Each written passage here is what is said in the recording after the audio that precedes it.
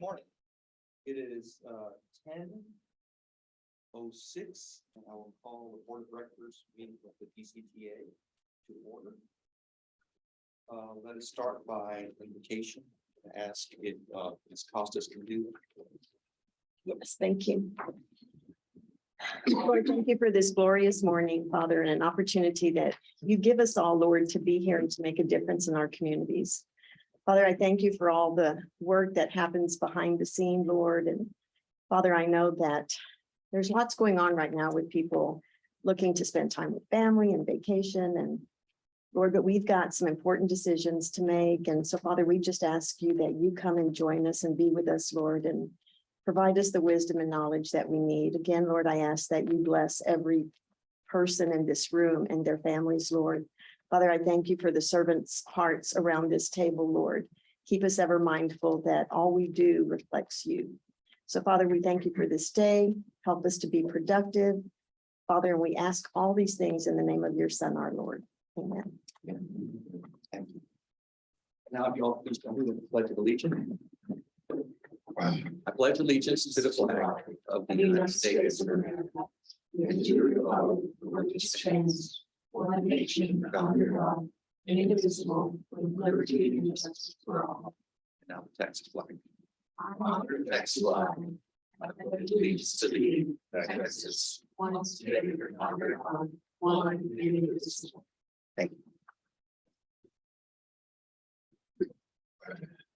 Now, introductions. Any introductions? I don't see any new board members today, so we have no introductions. Paul, do we have any staff introductions? Sure. No, Mr. Jared, you'll see staff come up in their agenda items and we've all written that forth. Okay, thank you. Moving on, our next item is public comments. This agenda item provides an opportunity for citizens to address the board of directors on any agenda items or other matters related to the DCTA. Anyone wishing to speak shall have a 3-minute time limit, shall be courteous and cordial. Any person who wishes to address the board of directors regarding any items may do so by including a request to speak card prior to the meeting or by utilizing the raise hand functions of the Zoom meeting at this time. Citizens that are not able to comment to connect to the Zoom meeting must have emailed his or her public comment to k.morris-perkins@dca.net no later than 3 p.m. on Wednesday, June 22nd to ensure that the comment will be read. The board of directors is not permitted to take any action on any subject raised by the speaker during public comments. However, the board of directors may have the items placed on a future agenda item for action, refer the item to DCTA administration for further study or action, clearly state existing DCTA policy, or provide a brief statement, factual information in response to it. At this time, I have one speaker in the audience, Max Polmar of the city of Denton, has requested to speak.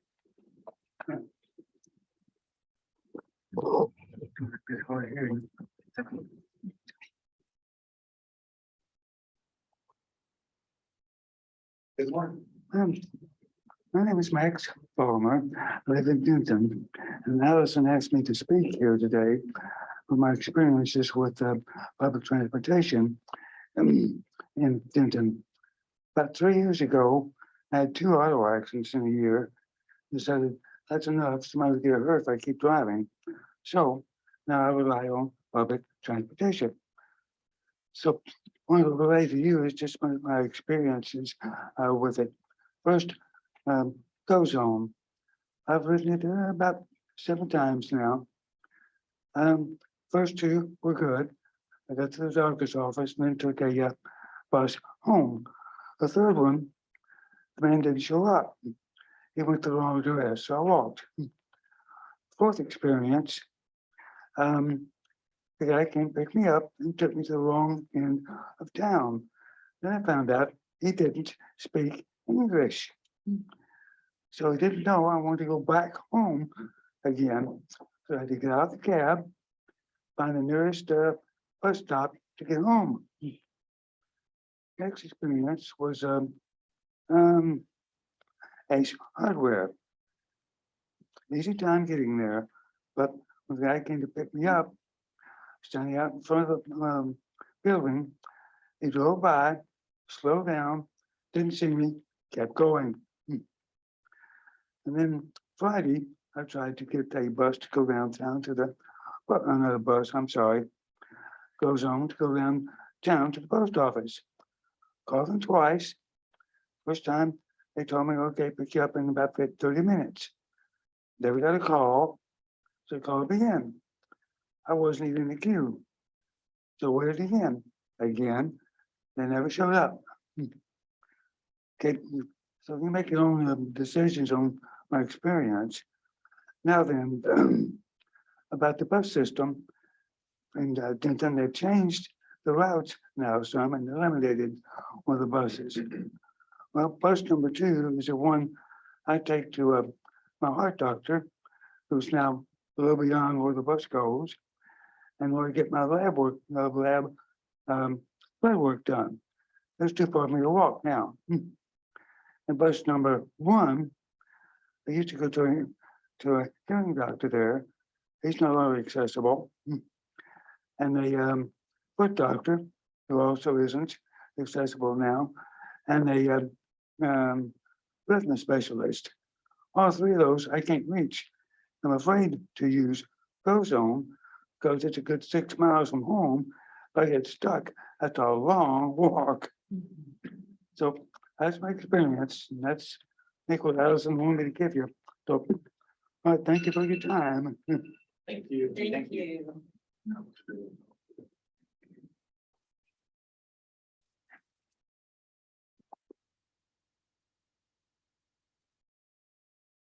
Have any other speakers that would like to?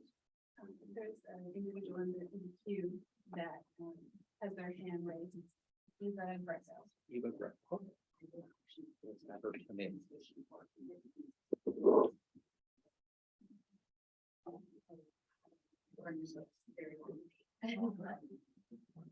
Okay, Ms. Grant, would you like to address?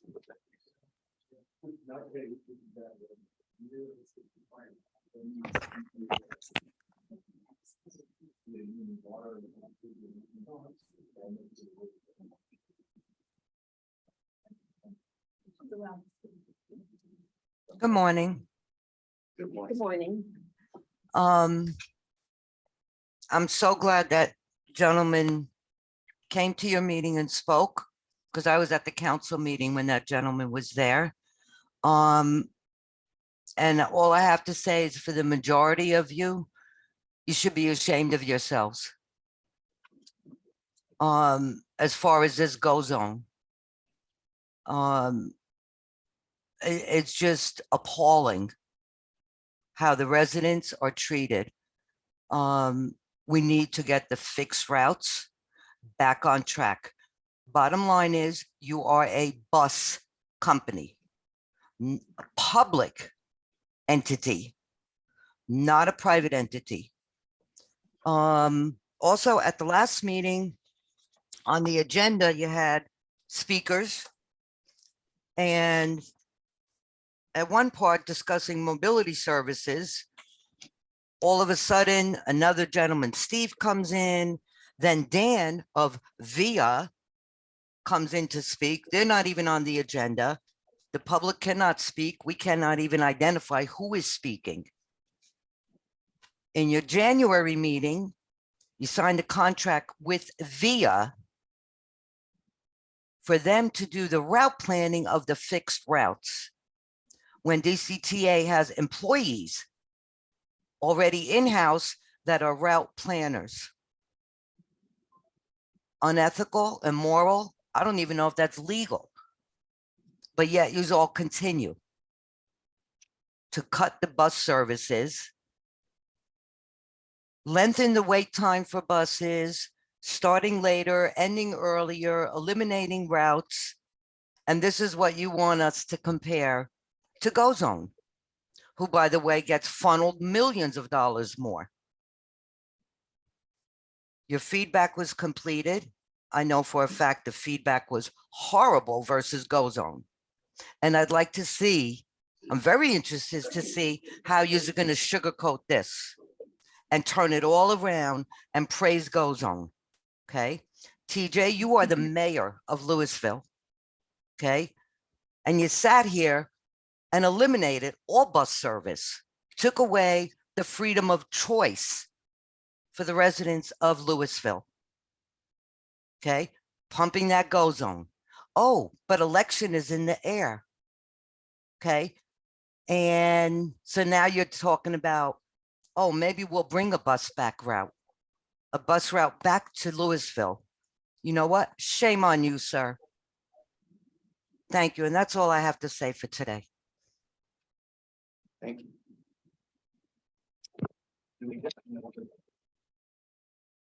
No, I did not receive anything. Thank you. Mr. Chair, may I make a comment? Yes, please. So, but thank you, not all of this. I was actually the board member several boards back that asked that public comments be placed on our agenda, as I experienced as mayor. And these opportunities are for the public to come and speak about any area of our agenda that's important to them. It is not a platform to degrade the board members, to accuse the board members. And I will ask for this board to consider, as I used to do as mayor, if a party, someone on the line goes down, that we stop it. We are all volunteers. We don't. And so I, as the person who put this on, because I believe in it, I also believe that it's a great venue for citizens to come and bring attention to issues that there are. It is not a platform to degrade this board, this staff, any representatives that come to speak. I was gonna make that same comment. I wasn't sure if we had it in our bylaws, but I think that's something we should. And if that's the will of the board, I will certainly enforce that. If anybody starts attacking publicly, anybody on the board or any staff member. And I'm happy to, at some point, we could even do this in executive session. It's not on the agenda today, but there were some changes in state law as it relates also to public comments. And I think the board probably needs to be apprised of. Adopt a policy for public comments and how we address those in the proper decorum. Or I agree with you, Mayor. We could do that. Thank you.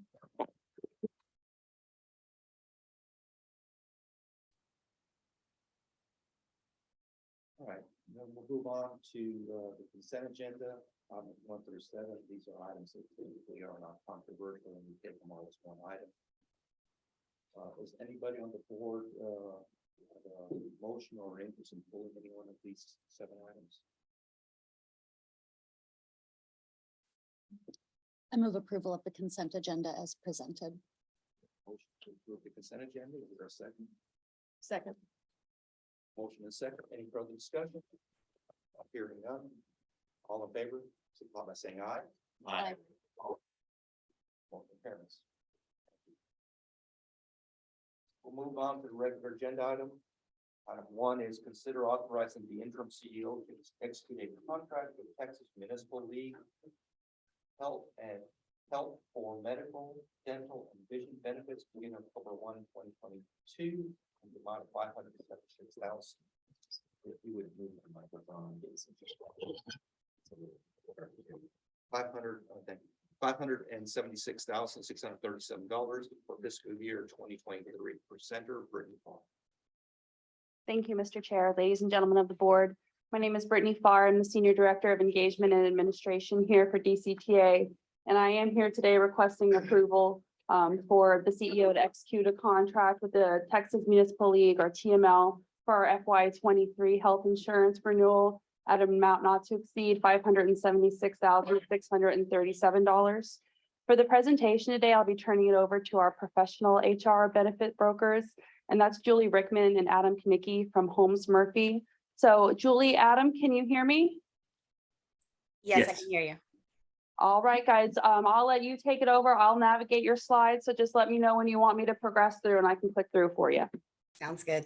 Thank you, board, for the opportunity of being able to speak today. Definitely appreciate the partnership that we've had with DCTA over the past few years and look forward to continuing that partnership.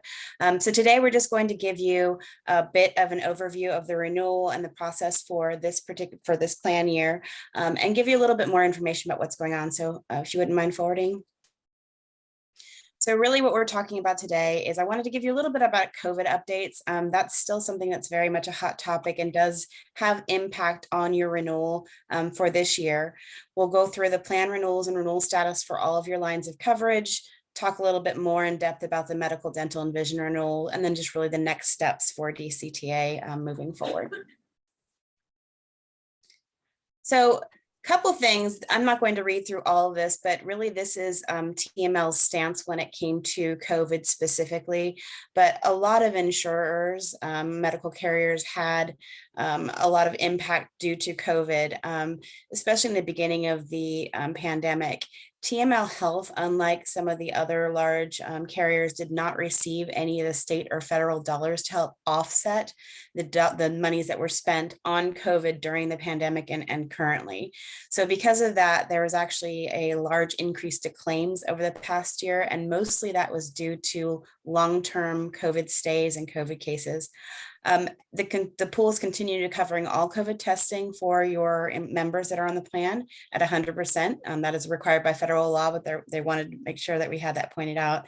And then obviously this is increasing utilization for treatment. So we call it kind of COVID lag is the term that we end up using oftentimes, because there was a lot of folks that put off receiving care, especially in the beginning of COVID, that are now starting to go back and receive care for things that they might have been putting off. So for example, a hip surgery or a knee surgery, you didn't necessarily have the ability to get those procedures done during COVID. And so now we're seeing people that might have put that care off receiving treatment during these times. So there's kind of an uptick in certain types of procedures that we normally would not see just because of that COVID lag.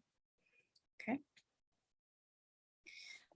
Again, this is a lot of information on this slide, but really what I wanted to show you is this is our book of business as Holmes Murphy, and giving you some ideas of costs of different types of COVID procedures. And so really what we're looking at is a couple of things that I just want to point out on this. You'll notice that there's some information in here about COVID treatment, incurred claims and paid claims. And you can see in 2020, that huge spike up in July of 2020 with COVID for outpatient and inpatient stays. You can see that pharmacy claims kind of went up and down a little bit too, but there was almost an 8% change in pharmacy claims. Really, what I really want to make sure that you all take away from this is COVID itself, while it's not gone away, did have a significant financial impact on a lot of employers. And so that TML is bringing that up as well, is very much in line with what we see across our book of business and across all other carriers in general. Okay. So if you recall, any of you that are on the board that were here for our presentation last year or the year before, we last marketed for our plans last year for our medical, dental, life and disability, vision and FSA plans. So all of these are our current marketing option periods for renewals. And so this is the reason why we did not market this year. And I'll show you a little bit more reason why we didn't choose to market this year. Okay. Loss ratio for DCTA over the last 12 months was at 83%. That's actually a little higher for what your population is, and really what the loss ratio is saying for every dollar that you give TML, either your employees are spending 83 cents on cost of care. The last 24 months loss ratio is 62.61%. Couple things on that too. We had 2020 pieces that are in there as well. So when we're looking at your loss ratio, 83 is high for you, but carriers like to see you right in that 85% loss ratio space. And so, you're a little higher than normal for you all, but not something that I would find incredibly out of the realm of what you should be right now, especially due to COVID lag over the last 12 months. The renewal gave us a 10% increase to the medical and pharmacy plan. That DCTA budgets for 10% increase to your plans. And so this is right within your budgeting. There were some changes to plan designs on the medical and pharmacy, and I will show you those in the next few slides. Another piece I wanted to point out on that were there changes to your infusion therapy on this plan. And really what this is trying to do is steer people to receive infusion therapy in a physician's office versus going to an outpatient facility or hospital, which is a lot more expensive to the plans and to the members' out-of-pocket costs. Keep in mind that even though your loss ratio is at 83%, and I said carriers like to see 85%, the 10% increase is pretty much in line with what we see in market trend. What TML is doing is, as you're an organization that's in a pool, they're using your claims experience to help offset some of those groups that have really large claims experience, but you're in kind of that right line of where we see really in general where you should be with an 83% loss ratio. They're taking into consideration long-term effects of COVID, and then again, how the pool has performed over the last 24 months or so because of the conditions that we've seen. For your dental and your vision plans, there are no increases to those costs, and there are no plan changes offered for either one of those plans. Julie, can you explain what is infusion therapy? Yes, so there are certain types of conditions that you may have to have some sort of infusion of medication that's given to you. So, for example, some types of chemotherapies or things along those lines where they actually are injecting you with an IV bag and the infusion goes through, and you kind of have to sit in a setting with a physician or a nurse to be able to have that go through. So it's not something you can do at home quite easily. And so you generally you'll have a physician that does that. Really, this is just saying when you get this done, they want you to not go to a hospital. So for example, it's a $30 copay in a physician's office. Infusion therapy, depending on the medication, could be $1,500. But if you go to a hospital, that same procedure with the exact same, level of care would cost the plan $3,000 or more. So it kind of, what they're trying to do is make sure that people are receiving care in the place that's necessary. Thank you. You're welcome. Good question. Follow-up question about that. How are participants or employees who receive infusion therapy notified that there's this discrepancy? Very good question. So all changes to the plans are required to be made to individuals at least 60 days prior to any changes taking place. So that goes for any of the changes that I'll describe in the next few slides as well. So what will happen is you'll receive notification from TML if you were currently receiving infusion therapy, and it would outline what you need to do. It will tell you if you're, currently if you're receiving infusion therapy in a different setting, then this is what you need to do. I think looking at your claims experience and your large dollar claims, I didn't see anyone that was currently receiving it. That doesn't mean that I can't, that there isn't anyone that is. I just didn't notice anyone that was popping up. So either they're lower claim dollars and they may already be receiving it in a physician's office, or they're just not spending enough overall as a claimant to pop up on your large claim dollars. Okay, thank you. You're welcome. I just have one other question on that. Are physicians in general doing this therapy Absolutely. in their offices?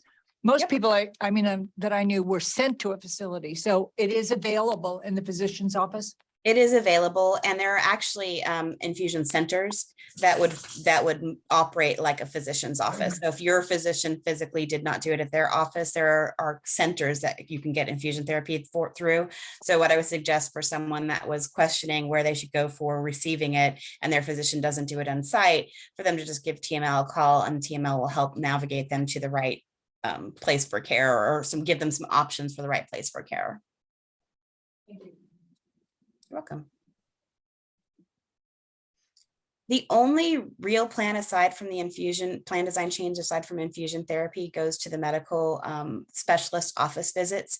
Right now you have a $45 copay for specialist office visits. And when I talk about specialists, I like to point out that normally the specialists are doctors that end with ologist. So cardiologist, things along those lines.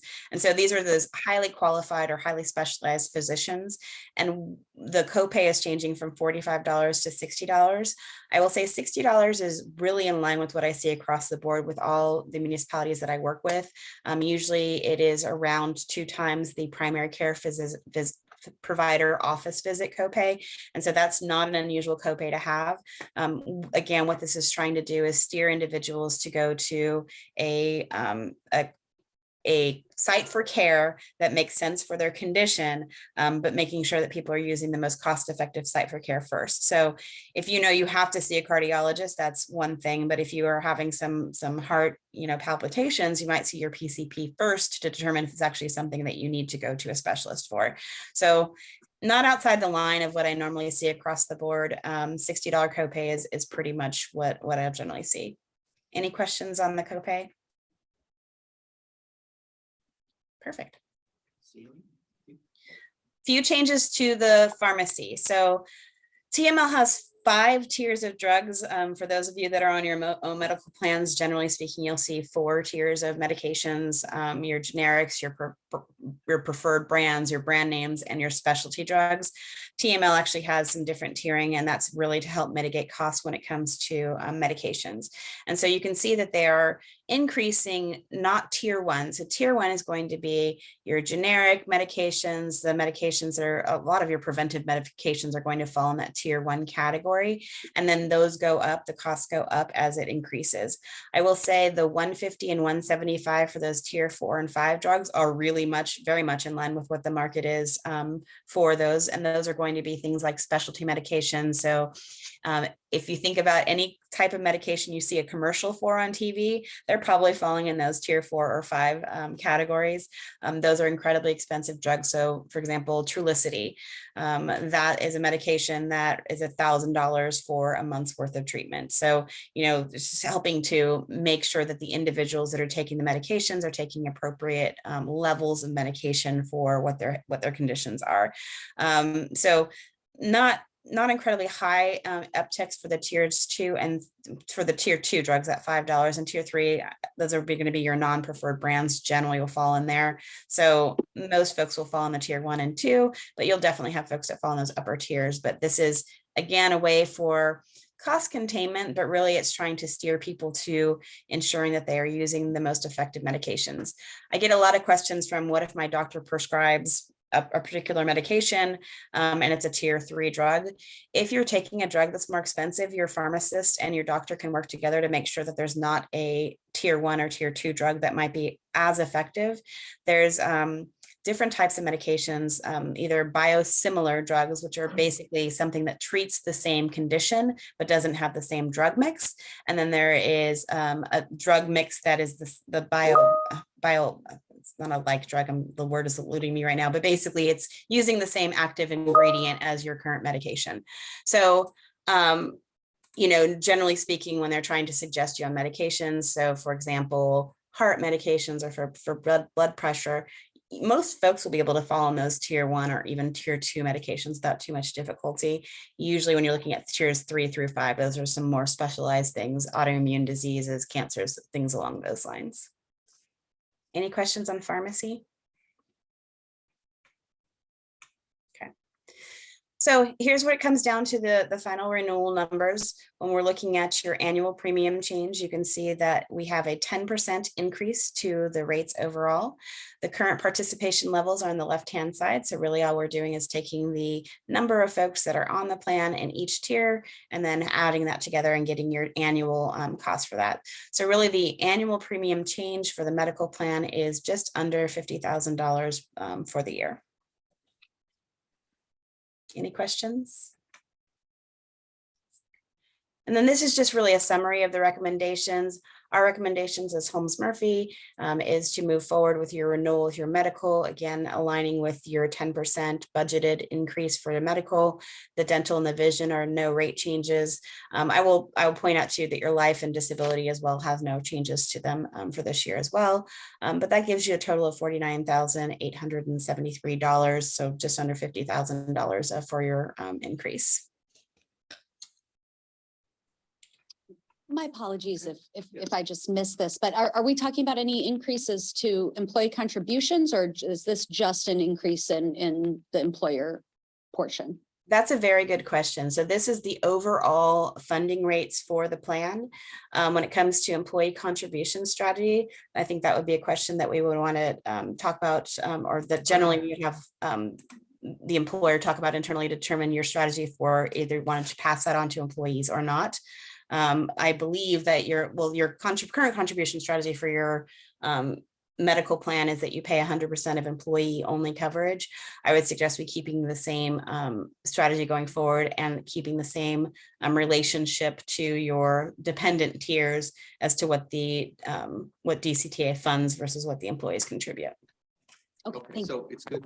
I mean, we're just talking about approving the increase today, and we're gonna have another opportunity to talk at some point about the health costs that we're passing on to the employees through the annual budget process. Yes, sir. As Julie alluded to, we've actually already budgeted considerably more for FY '23 because we were anticipating a 10% hike across the board for medical, vision, and dental. With only the 10% that is built in for the medical increase, we're well within budget for FY '23. So, and staff anticipates keeping all of the participation levels exactly the same as it was for FY '22. And that's all within budget. Yes, sir. Okay. We're actually well within budget, and that gives us a little bit of wiggle room for additional staff that we bring on during recruiting, and then any kind of large medical expenses that may occur over FY '23. So at this point, moving on, the next slide is really the. Yeah, that's just the really. time. Yeah, two really final thoughts on this. So really, we're looking today for the board approval. TML requires their renewal signed by July 1st. So if we needed any additional time, we can request that from them. And then open enrollment starts at the beginning of September. And then their plans year starts October 1st. And then if you go to the next slide really quick, and then I'll pause and let you all speak internally. This is just really a strategic timeline of different things that we do with DCTA. And so once we our renewal is complete and we have approval for that moving forward, then we're actually going to have a clinical meeting and do some wellness focus, because I know that that's something that's always at forefront in folks' mind. We go through your compliance as well. So making sure that DCTA is compliant with everything ACA related, including notifications to give employees and those types of information. And so really going to have a focus on wellness and compliance this year after the final approval for board, and we can move forward with the plan. So I will pause for any additional questions and then any internal discussion you have. Any additional questions for staff or Julie? I move that we authorize the interim CEO to execute the contract with TML, including all changes. Any further discussion? Seeing none, all in favor, say aye. Aye. All opposed? Motion carries. Thank you. Thank Okay, you. appreciate Thank your you, time Julie. today. Thank you, Adam. Thank you. So. Agenda item 2, consider authorizing the interim CEO to execute a contract with Randy C. Kane, attorney at law, and Berkland Consulting LLC to provide state legislative consulting services beginning July 1, 2022 for an initial 2-year term in the amount not to exceed $200,000. Brittany. It's me again. Good afternoon, morning. I'm used to going after Javier, which means it's the afternoon. I'm here today seeking approval for the board to authorize the interim CEO to execute a contract with Randy C. Kane, attorney at law, and Berkland Consulting LLC to provide state legislative consulting services beginning July 1 of this year for an initial 2-year term in an amount not to exceed $200,000.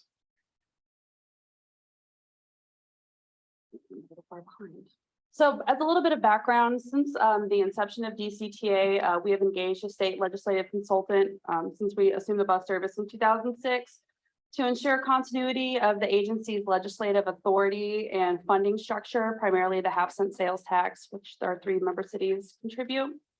To do that, we bring on a state legislative consultant that does a variety of different tasks for us, including assisting the agency in the development of our agency legislative agenda. They also help us analyze incoming legislation. In the last legislative session, almost 10,000 pieces of legislation were filed, and they help us analyze those bills. For those of you who have been in a legislative session before, you know how one word can quickly change the entire purpose of a piece of legislation. So they monitor that for us. They assist us in making and draft filing any legislation we have. So 2019, the legislative change that we took They provide they promote our legislative interest both during session and in between the interim sessions.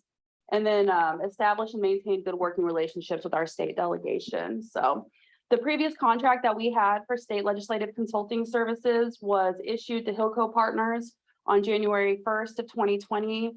And due to some unforeseen circumstances, that contract was terminated for convenience about a year and a half later in April of 2021. And we have been without a state legislative consultant since that time. The new 88th Texas State Legislative Session will be on us before you know it. It kicks off in January. Pre-filing of bills typically takes place the first week of November. So in order to get our legislative agenda in order and start promulgating our interest down in Austin, we issued a request for proposals for the new state legislative consultant in March of this year. The evaluation committee received 4 proposals, which were evaluated internally. Taking a look at those proposals, we evaluated the qualifications and experiences of the firm, the legislative and policy approach of the firm, their knowledge of DCTA specific issues, their pricing structure, and then their references. Based on this criteria, the evaluation committee determined that Randy C. Kane, attorney at law, and Berkland Consulting LLC were the most qualified of the proposers. The estimated cost of the contract is $200,000 or $100,000 each year for an initial 2-year term with 3 one-year terms as an opportunity for renewal. This is budgeted within the FY23 budget, which will be approved by the board later this summer. And so with that, the staff recommendation is to approve the interim CEO to execute the contract with Randy C. Kane and Berkland Consulting to provide state legislative consulting services beginning July 1 for a 2-year term. And with that, I'm happy to answer any questions with procurement on standby. Just a quick question. Last time we did this, I don't remember, was it the full board or was it a subcommittee of the board that actually, yeah, so we actually, some members of the board actually interfaced with these folks last time we did this, which I think is important because they're our voice down there. And there's a lot of relationship that has to be built there. I know last time we had some pretty impressive folks that when they interviewed looked different than on paper. So that's my only concern with this one is that I don't know if I'm quite comfortable without having some of that more visible because they're our voice. If I understand correctly, board members were on an interview panel from a subcommittee. On an evaluation committee. I would agree. I think that I appreciate the work the staff did on this. And I think we need to have a broader evaluation committee to comprised of board members to make a recommendation to the full board. What is the will of the board? Or am I hearing you would like for us to select a subcommittee? Is that the will? What are your thoughts? I'm not necessarily opposed to selecting a subcommittee or having more board involvement in this decision. But I'd love to hear from staff about what that might do to the timeline. Given that, November's coming right up. Yes, board member McGuire, I will defer to the procurement folks on actual timelines, but it would be dependent on the availability of the board to conduct interviews. Because of the time that these proposals were submitted, they are good, I believe, for 90 days. So we would need to go back out to the 4 proposers and make sure that they were still agreeable to their pricing structure that they provided to us back in March. The legislative session doesn't start until January, so it's well within the discretion of this board for whatever process they wish to implement. The only caveat warning I would give is that pre-filing does start in November. And so my recommendation to the board would have someone on in advance of the November pre-filing, ideally in October, so we can get our legislative agenda promulgated, finalized, and out to our delegation. But aside from that, however the board wishes to proceed, I'm here to serve.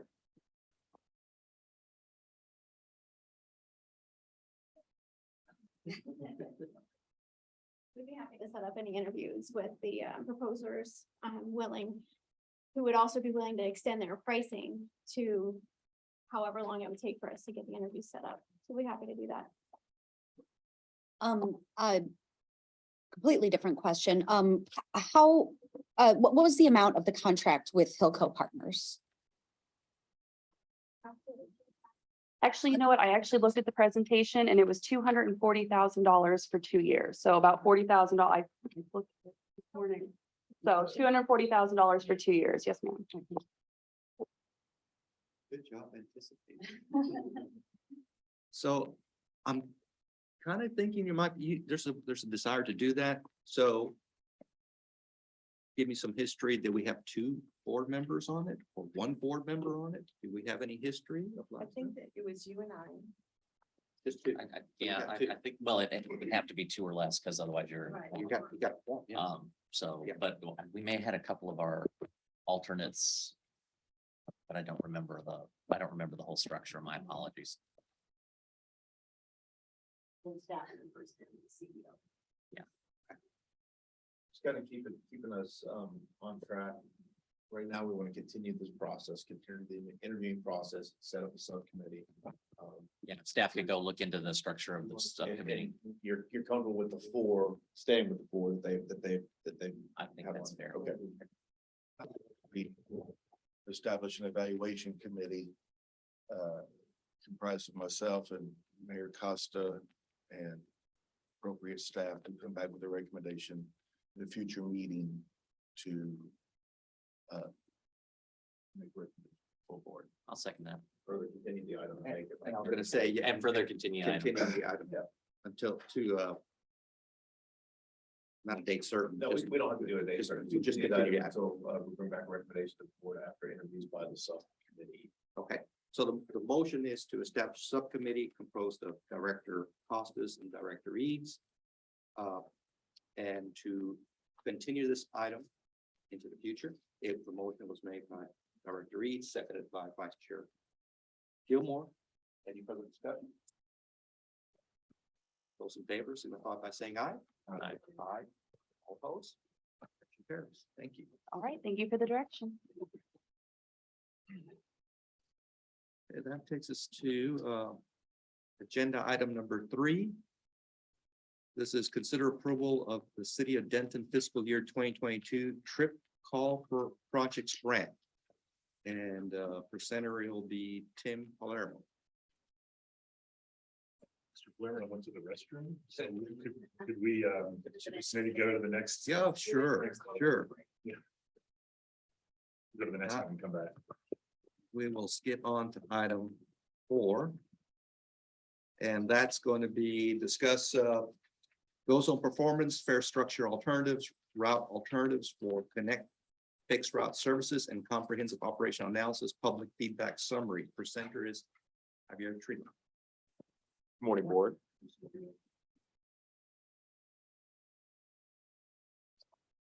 Oh, thank you. Sorry. Okay, today we'll be providing the usual performance on GO Zone service, as well as continuing the conversation with the comprehensive operations analysis, fare structure alternatives, route alternatives, and then the public feedback summary. Today I'll be presenting the GO Zone performance update, and we also have the teams from Accenture and VIA on board to continue with the COA conversation as well as the public involvement.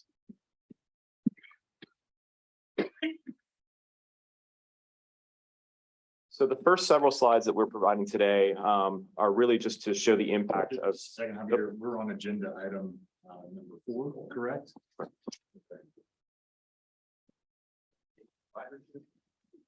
Yes, agenda item number 4. Yes. I think there's a question. So, Oh. okay. Yes, we're on item 4. I skipped 3. I'm sorry. I would like for you, before you go into those on performance, I'd like for you to address the comments made by the gentleman today, our guest who was here, Max. Unfortunately, I was not able to hear him very well from where I was sitting, so I did not hear exactly what he had to say. I'm sorry. Well, to summarize, Mr. Fulmer is a Denton resident. He lives along Route 2, no longer drives. is completely dependent on transit. Was using buses for many years, but he shared that he, some of the doctors that he used to access via Route 1 are no longer available to him.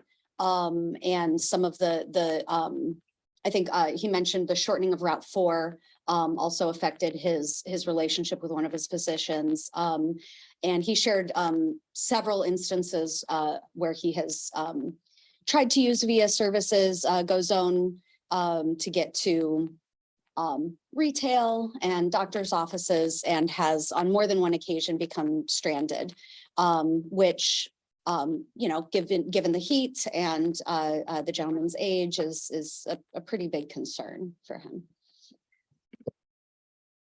And the lack of English proficiency with the driver. And I would just ask, he's still here. When you get done with your presentation, I'd kindly ask we got to have a one-on-one with him. He's coming down here, spend the day, doesn't have a ride, and is in there reading the library book. But it was important enough for him to come down here. And I think he needs to be fully addressed. So I will address on quality issues that we've all experienced with GoZone. Currently with VIA, we scheduled both driver workshops, vehicle quality workshops, as well as customer service workshops. There is a plan of action that I don't have in front of me today to address multiple issues that we've seen throughout the history of the service with language barriers, driver safety, driver performance, fleet quality overall, and then of course our customer service centers as well. Those workshops kicked off last week, and they're providing me regular updates on action on what we can do to make the service better overall. So I think we spent a lot of time focusing on improving the availability of the service, the wait time. But now that we've kind of leveled off the number of hours that we were put into the system to get people where they need to go, at this time, we're looking a lot closer at quality and how we're optimizing the hours that we have in the system now to make sure that we're not just putting hours in the system to get coverage, but we're also getting hours in the system that are used properly to make sure our funds are used correctly as well. Javier, could you speak to the mobility services manager position that has been authorized by budget for some time now? We have a candidate. Yes. An offer extended, and how that will affect the customer service and feedback loop that this is a good instance of. Yep. As Paul stated, we've extended an offer to a mobility services manager candidate. He will be working kind of as a contract enforcement team for me. When I can't directly go in the day-to-day grind of everything that occurs in the VIA service, he'll be working with the on-the-ground folks at VIA. He'll be working with the driver personnel with VIA, and then interacting with even lot attendants and checking on quality of vehicles and quality of service overall. He'll also act as a direct escalation point for customer complaints, such as the gentleman that was here today, to act on them and follow up and provide additional follow through that we just need as staff to continue making sure the service is where it needs to be. So there's quality improvement actions coming in place. They're just currently started in progress as of the last week. Thank you, Javier. I think it'd be great if you get back after you find out the situation, send an email back to the full board. This is what, Sure. What you found. Absolutely. Steps you'll take. Thank you. Thank you. Thank you. I can also, in future mobility services updates I can provide, we can get past the numbers probably here at some point. We all have the dashboards and we can see those. But I think that we can provide what we're doing with the service on quality updates and results that we're seeing as a result of those actions. Thank you. Regarding the additional investment that we've seen with GoZone that was approved in April, ridership in May was up 15% overall from April. This is a result partially of increased requests, but truly mostly through higher availability and higher rider acceptance rates and lower seat unavailability. What does that mean? We have more hours, we have more availability in the system. The folks that were already requesting rides that prior were getting declined rides are getting their rides now. So naturally, we've gone up in ridership overall, the 15% jump. Number of vehicle hours has increased by 18%. So we saw a 47,552 ridership overall in April. And in May, we're looking at 54,393.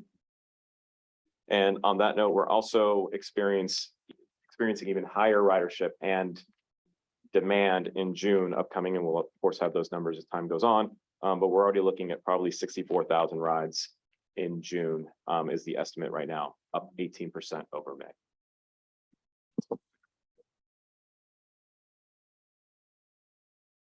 So utilization, efficiency metric.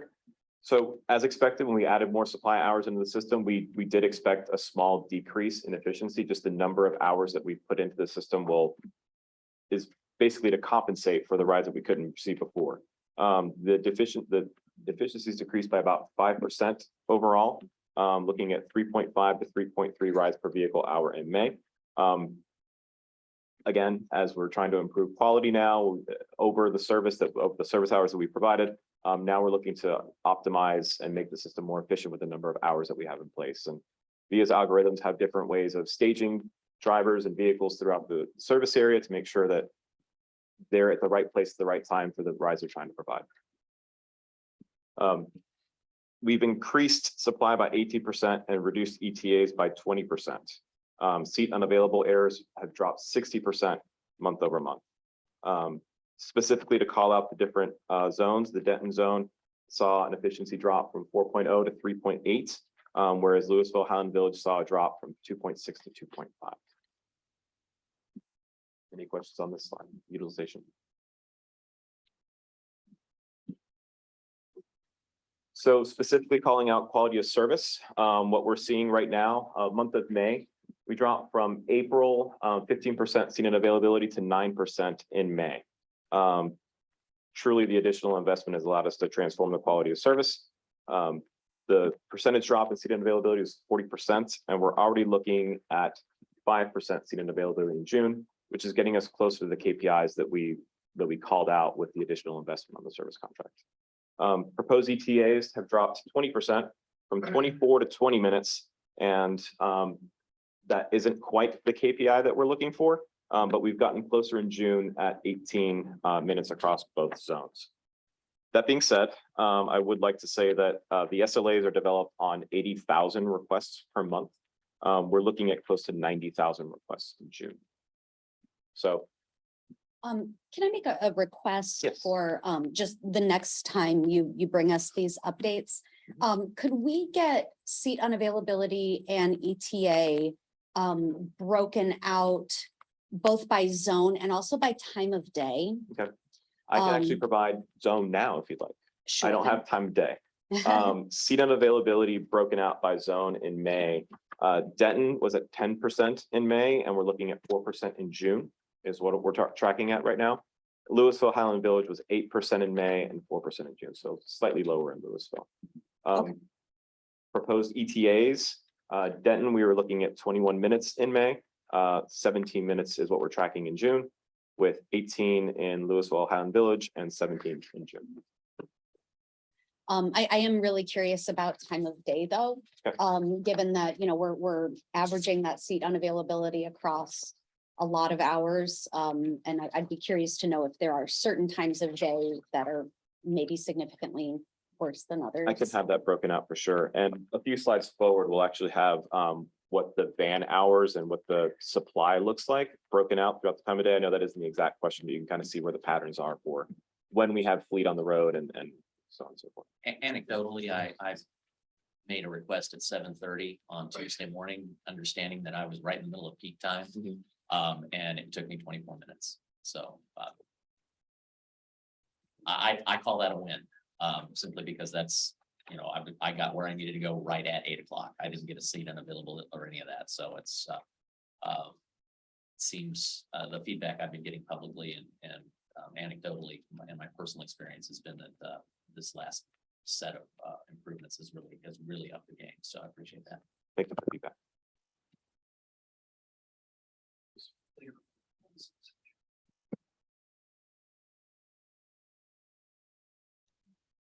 Okay. New information during the presentation from the VIA strategies team during the comprehensive operations analysis portion. The presenter will have information on seat unavailability by time of day.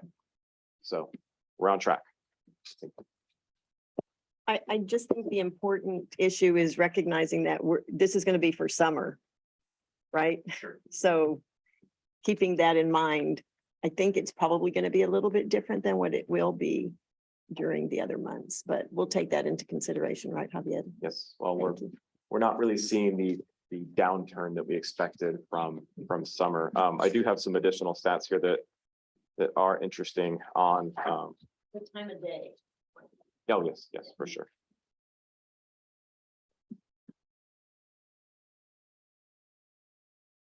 This slide is just a quick snapshot of what the increased supply has done in the month of comparing previous peak of 3,224 service hours and 11,236 completed rides. We looked at an increase of 900 weekly van hours at peak and compared week to week with those 900 additional weekly van hours.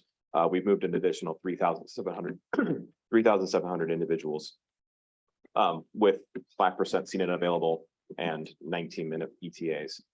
I'd like to call out, I think, a stat that we've provided before. We hit record peak ridership a few weeks ago of 2,674 completed rides in one day, and with 1% seen and availability. So we made good progress moving forward.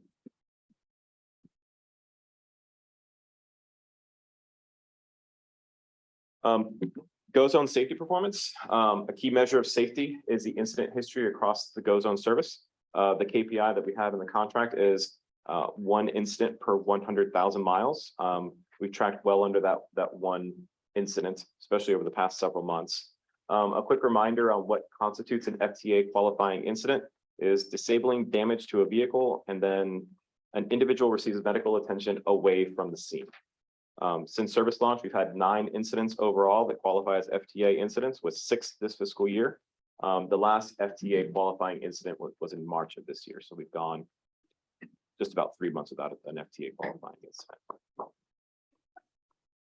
Javier, I'd like to interject here and say that one of the other functions of this mobility services manager that Javier is bringing on board is that every time there's an incident of any type, what was the root cause, so that we can start to look at trends, those sorts of things. And also at the NTMC board meeting, the NTMC board directed the general manager on the bus operations side to use this as a template for generating the same sort of regular safety performance reporting, which gets us a little bit closer to this idea that there's a safety dashboard constantly maintained by this agency to make sure that everybody understands the safety record across all of our modes. So thank you for keeping this top of mind for us.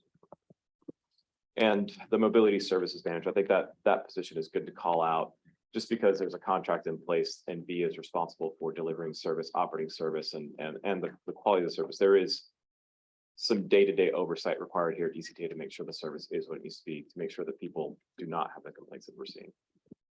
Javier, I'm sure you said it, but when is our mobility service manager coming on?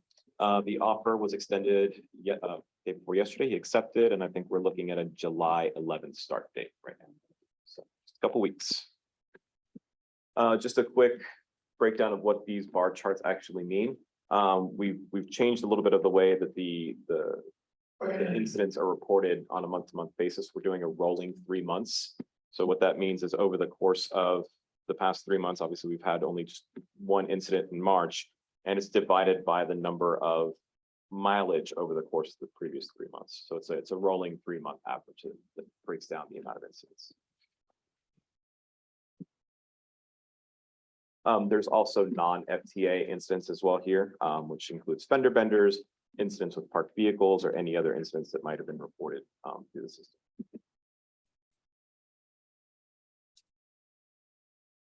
Sorry, any questions on this particular slide, for instance?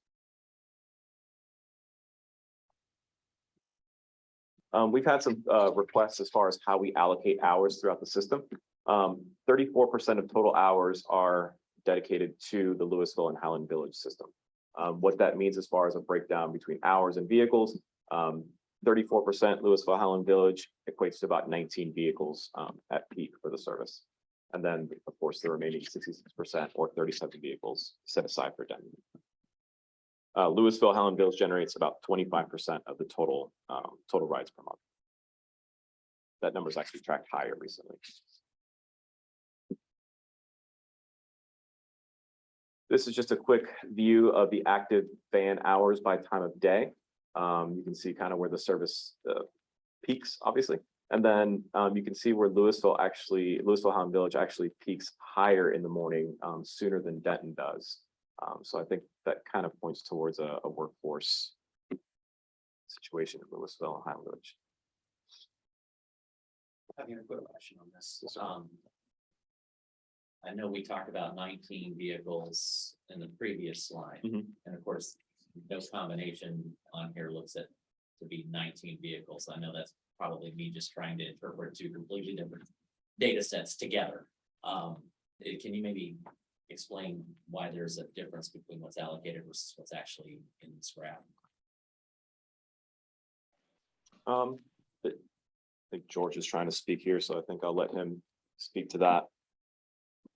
Hi, all, George Brightson. Yeah, very happy Hey, to George. contribute here. How you doing? George Brighton, General Manager at VIA. So the answer here is ultimately that the number on the previous slide is the total number of vehicles that we have available for service on that day. And then from that number, we get to 14 because of a couple of reasons. So one is there might be vehicles that are out of service and therefore need to go into maintenance and can't be driven that day.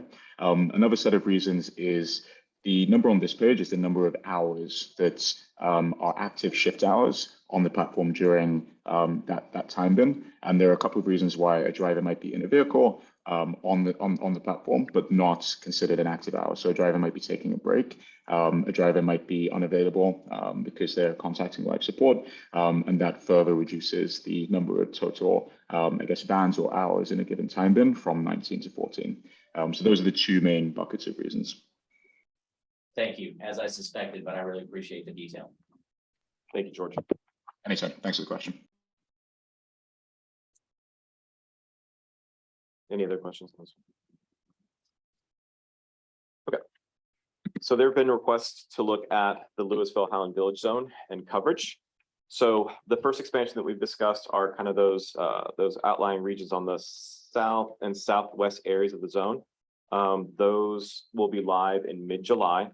We're expecting that to increase ridership some, but to a small degree that the investment that we currently have in the service should be enough to cover those small changes.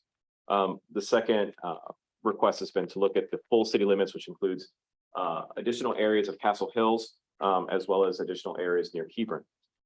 This expansion will require additional investment. The current investment that is the change in expansion is materially enough to require further investment to properly serve these areas.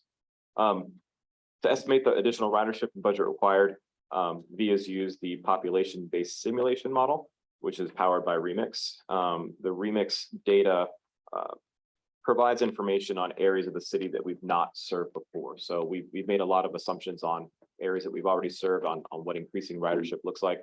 But this is a service area that we've not looked at before, expanding it. So it kind of goes back to the original models they used, where they had to estimate what the ridership was going to be before we launched service. We're kind of in that area again. It's a large enough area that it requires looking at it again. Based on the data, we're looking at a 13% increase in population. We're looking at a 28% increase in job availability. And also adding additional value to folks that already ride in the system. That's where the additional increase over the top of the percentage population comes into play. We're looking at folks that already use a system that might also have additional places to go, and that could add additional demand into the system. So Javier, forgive me because I may have more data or maybe misinterpreting what I'm reading here. So when we talk about 143,000, that's roughly Louisville and Highland Village total population as it exists today. The additional area in that isn't anywhere close to 10,000 people. So I don't know if we're double counting the addition of Castle Hills, which we've already done. Mm-hmm. And this map makes it look like we're adding Castle Hills when the reality is we should already have Castle Hills in here. What is missing? So when you look at this map, you've got the expanded zone in the center, Yep. Which is almost all floodplain. Right. And I've been told that the VIA algorithm takes into account That's that. correct. But where the expanded zone label is on the right, Right here. okay, that section right there and that area right there. So the one to the left underneath the label, very little of that is new based on what my understanding is Of this particular area right here. of that particular area right there. My understanding is most of that is already covered when we added them in January. The other area underneath the existing zone label that you pointed to out there by Josie, that is new. That is absolutely no, I can absolutely agree with you that section is new, it'll grow and it'll absolutely have impact. Right now, it's 2 residential neighborhoods. So I think we need to go back and double check this. Just this slide creates a lot of confusion for me and my personal expertise of this map. So if we can hold off on this because I'm not sure it's getting where, We can, unless somebody can disabuse me of my assumptions. I've got George on the line and they're the ones that developed this this part of the proposal. So I'll just go ahead and let them speak to it a little bit more. And I guess, so just for clarification, are you saying that part of this new expanded zone is an area that we've already covered? So maybe this particular line is not correct? That's my understanding. Now I may be wrong, but I thought we covered in the January edition, February, a significant portion of Castle Hills. I don't have the polygon memorized in my head, so I can't. I don't say either. For sure. So I'll shut up now and let George speak. I think thanks for the question, Mayor Gilmore. I think probably just given that we're talking about the subtleties of zone boundaries, let's set up a meeting at your planning director's earliest convenience, and we can review the maps and as well as the data that's coming from those maps directly and make sure that we're on the same page and that our estimates are aligned. I think ultimately we want this model to be accurate and also aligned with your understanding of the population change and the change in the coverage area. So I think that's probably the best course of action rather than having that discussion here.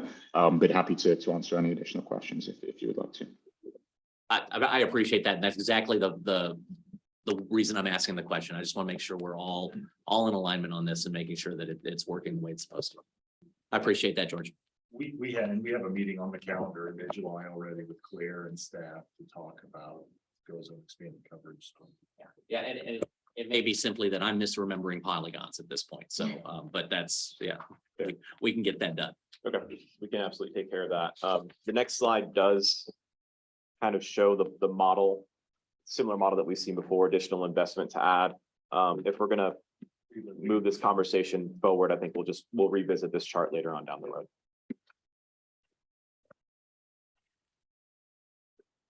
Right, that concludes the Go Zone performance update. At this point, I will hand it over to Steve and David from Accenture. Good morning, board. Thank you for having us again. So to give a refresh or a recap of what we talked about last month and the takeaways that we had from y'all's feedback, we're going to be going over the fair models and potential scenarios that you could consider for the fairs themselves. And the feedback that we heard last week was that we didn't want to talk about A-Train and fairs. We didn't want to talk about UNT routes and fairs. What we wanted to stick to was specifically Connect and Go Zone. And what we also heard was that we wanted to consider both a flat fare as well as a hybrid model and get an understanding of what that would look like.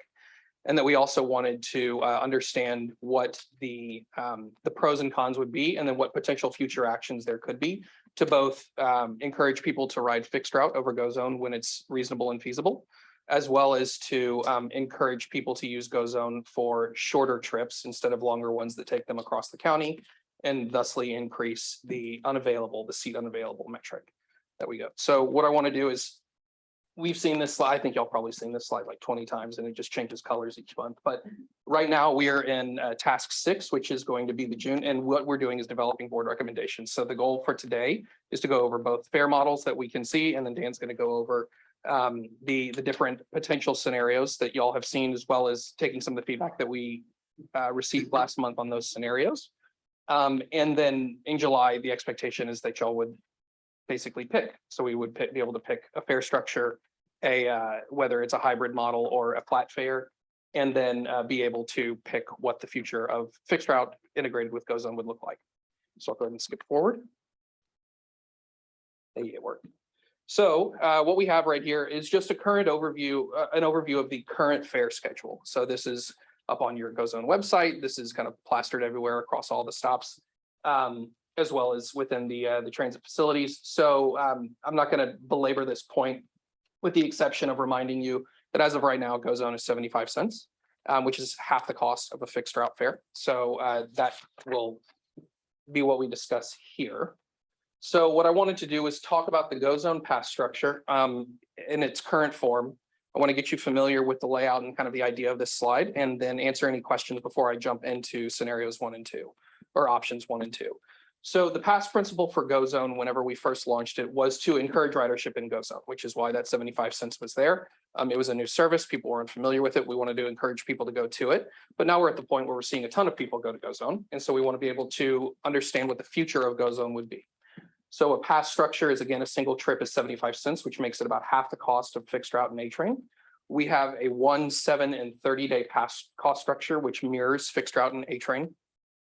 And then there's no fee per mile traveled. So if you look at the teal, that's Connect, and if you look at the yellow, that's GoZone.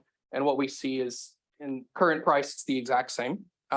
With the effective day pass base fare, we have it's also exactly the same, but the important thing is to recognize that the more days that customers purchase, the cheaper the base fare becomes. So if you buy a week, the base fare is actually $2.14. If you buy 30-day pass, it's actually $1.60. So it means that we drive down the cost as an incentive to purchase more days at once. So what I'll do is I'll pause on this slide. Anybody have any questions about kind of the logic behind how we want to approach option 1 and 2? Perfect. So for option 1, what we have, the thought here is that we would promote fixed route ridership when available through app functionality, and fixed route being more cost effective for the rider. So every scenario, the next 2 scenarios that you're going to see are going to assume that a GoPass base fare is calculated at $3. We don't have to worry about the additional rides per mile, or excuse me, the additional cost per mile, because that's a fee that we could potentially discuss. But when we're talking about passes here, the assumption is that at the very minimum, it's going to be a base cost of $3. And what we see with that principle is that we are encouraging people to go to the fixed route just by the mere fact that GoZone would be more expensive. So fixed route just becomes cheaper. The way that the structure works is that no discount is applied to the base cost for GoZone. So it doesn't, if you remember with Connect, we drive down the cost when people purchase in bulk for the base cost. With GoZone, this is strictly a $6 pass, and that's it. So with base fare, and the logic behind it is a single ride for fixed route is $1.50. With a day fare, we double that cost and say it's $3 and you can ride all day. With GoZone, the idea is we would mirror that. So we would say $3 is your base fare to ride for a full day. We double the cost. And so that $6 becomes the multiplier for, so if you multiply 6 by 7 days, it becomes a $42 bulk purchase. $6 times 30 days becomes a $186 bulk purchase, and the base fare cost stays the same. Any questions about this? Yeah, so why is a GoZone 6 versus 3? I'm sorry, I'm probably being really dense on this one. No, this is the reason why I wanted to pause Yeah. with each. So if a Connect single use ride is $1.50, and then I get on a come back, so go and then come back, it's $1.50, that's round trip is a $3. That's right. And that's where we're getting the current price and the effective day pass base fare number. That's where we're generating that for Connect. The 1 day pass just lets you ride. 1 day price lets you ride, but that $3. That $3 is based off of 1 round trip. Effectively, yes. Yes, and then if they use it more, they amortize their cost. That's exactly right. GoZone will be $3 barring distance. That's correct. So why did we choose $6? Because it follows the same format as the fixed route. While the $3 is I think this is assuming a $3 base fare. correct. If the board chooses a different base fare, This would be the rate. Okay, so And- this, so I can still choose that $1.50 base fare. If you wanted, yes, Right, absolutely. we're gonna get to what's the fare structure. If you all choose $2 a fare This is the- ride, then that would take 4 instead of Yeah. 6. Okay, where I'm getting wrapped around the axle is in my head. I want pricing structures to be equivalent. And you picked Well, non-equivalent, but he's giving you one option. right? This is the first option when he's. Yeah, okay, got it. That's where I'm getting wrapped around the axle. I'm good. I'm So clear. one thing that I did want to clarify, so again, to Paul's point, we picked $3. The board could very well pick another number. But the important thing is less about the dollar amount and more about the fact that we're mirroring how. The fixed- underlying protocol is the same. The dollars can be whatever they want. Absolutely. And the guidance that we took from the board, I believe 2 meetings ago and was reiterated last meeting, was that we wanted to see GoZone be more expensive than fixed route. And so that is what this is reflected. This can change. This is, again, this is completely up to board discretion. What we wanted to do was put down structure on paper, so you have something to consider. Any, Could it easily been X and then the number of people to it? yes, that's right. It's just. So question about, how the per mile, cost interacts with, passes. Are we, assuming that a person who purchases, say, a 7 or 30-day pass for GoZone, is not paying additional mileage on top of that? So it's an excellent question. And in 2 slides, I will address that. We'll go through what the potential future could look like. So any other questions on option 1? Perfect. So with option 2, the structure that we decided to take was that we promote fixed route ridership when available throughout functionality, with fixed route being more cost effective of a solution. However, the base fare for GoZone reflects the discount that fixed route receives when you do bulk pass purchases. So what that means is that we see the base fare cost of $6 in this scenario drive down if you buy 7 days for GoZone and even more so for 30 days. So what we see is the effective day pass fare, base fare is $6 for 1 day pass, $4.29 for a 7-day pass, and $3.10. And what that means in the equivalent, if you look at the third column, the pass cost difference between Connect and GoZone is that a 1-day pass is $3 more expensive. A 7-day pass is $15 more expensive than its equivalent in fixed route. And then if it's $48 more expensive than its equivalent in a 30-day pass for fixed route. So I'll pause and answer any questions because the next slide is the one that addresses your question. Thank you. How do we handle the person that uses a combination of GoZone and fixed route? So we talk about that on the next slide as well. So this is exciting. So that was just basically, you're just taking this one, just 2X, 2X, 2X of the above. That's exactly right. And again, the guidance from the board, and again, we could completely change this, right? And we go in, we talk about the flat fare model versus the hybrid fare model. But it's important to recognize that these are options. These are not things that we want you to consider these. And I just want to clarify. The board had a couple of different guidances. Absolutely. So this being one of them, Ms. McGuire and I probably have a little different take on fare structure. I'm approaching it more from, I don't want to penalize the Highland Village Louisville zone because there's only one option. Yep. And if I'm speaking for you, I apologize. You clarify me. Yours is to make sure that we're getting an apples to apples, that we're not cost incentivizing one over the other necessarily. Yeah, no, I think that's accurate, but I recognize the need to balance Yeah, both of those concerns. And I'm just putting it out there for public comment. no, that's perfect. And just as to respond to your point, which I think is, I appreciate that, and we have been factoring that in. It's not reflected here, but if you remember in the revenue schedules that we showed last time, we did assume that it was only going to be $1.50 for Louisville Highland Village. So we have made sure to bake those in. This is a confusing slide on its own. If we added 4 more columns, it would just get worse. sure. So what we wanted to also have a conversation about is what other or future considerations could be. So the first actually addresses your point is pass portability. So will a GoZone purchase, a GoZone pass purchase allow you to also ride A train and fixed route? So if I'm buying a 7-day pass, can I use those passes to also go on your other modes of transit? And what we've heard from the board in the past is that that is absolutely something you want to consider. And what I could say is that this could be a kind of day one, once you decide this is active. Once we implement, this becomes an active feature. We can also have something where we have heavier incentivization to use fixed routes. So 1-day passes, for example, for GoZone are completely eliminated. So right now, someone could I think the phrase they used was spam the system. So you used a couple of meetings ago. So someone could purchase a day pass on GoZone and just spam it back and forth and go wherever they need to go that full day. And the question that the board would need to answer is that why we actually have passes for people? And so if we wanted to provide heavier incentivization to use fixed route over GoZone, we could eliminate that 1-day pass. So it would reduce that potential user to, and ultimately what we decided, and I think this was the phrase that you used, Chair, was destabilization of the system. What we don't want to do is destabilize what we're trying to do. And then the third option is we could develop a plan for offering discounted base fare under specific circumstances. So this gentleman who spoke before is a perfect example where we could have either nonprofits. So we have, Are the Daily Bread that we could offer bulk passes to for GoZone that is at a discounted rate, as well as for financially qualifying individuals or whatever sort of qualifying individual that we would want to encourage. And that could be done day one as well.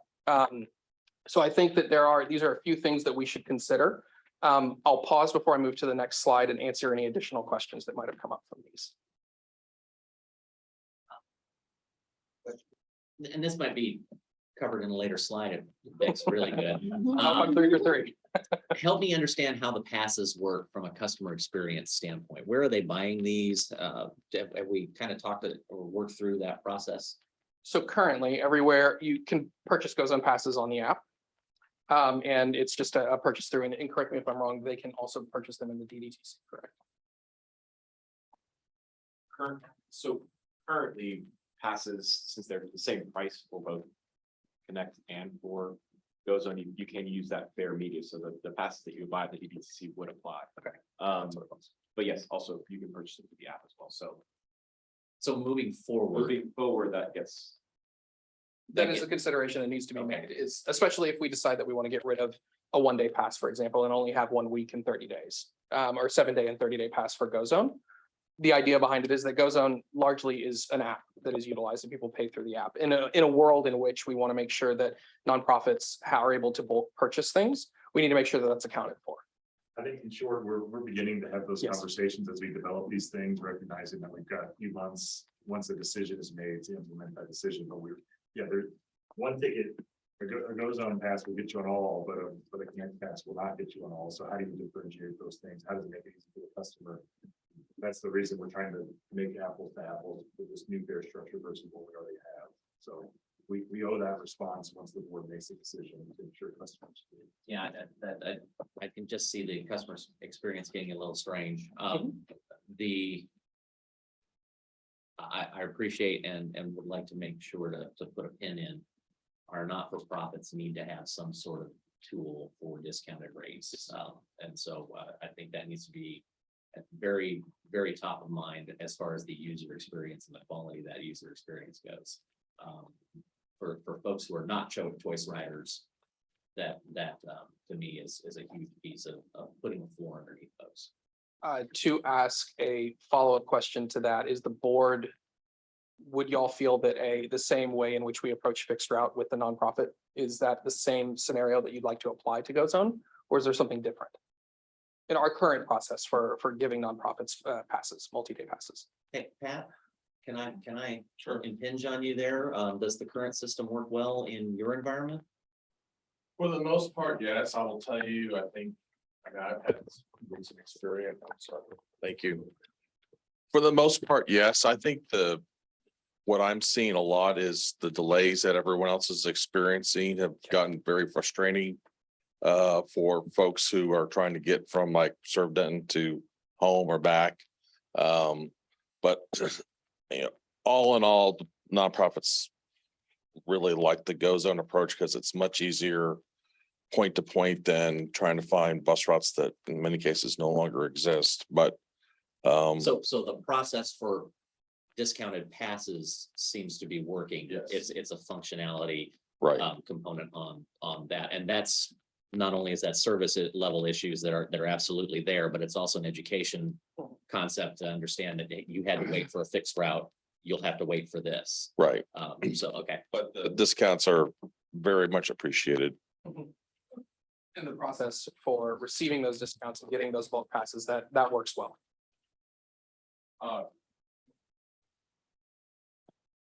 I believe so, yes. I haven't heard any, I'm very close with Mary and I haven't heard a lot of complaints about that. So I think the biggest concern, and I've addressed this with Paul, is certain areas like Our Daily Bread where Goes On wasn't going. That's probably the biggest concern. In a later slide, we'll talk about that. There's my 3%. You got what you need? Yes, thanks. Thank you. So what I'm gonna do now is I'm gonna turn a little bit, and last time you saw a big table that talked about flat fare, the potential and what the revenue implications would be for DCTA, as well as hybrid fare and what the revenue implications would be. And then we also created, based on y'all's feedback and also being able to merge the two, is we wanted to talk about Connect as well. So on this slide, top half of the slide above the line, what you see is a Connect flat fare alternative. So $1.50 fare is the status quo.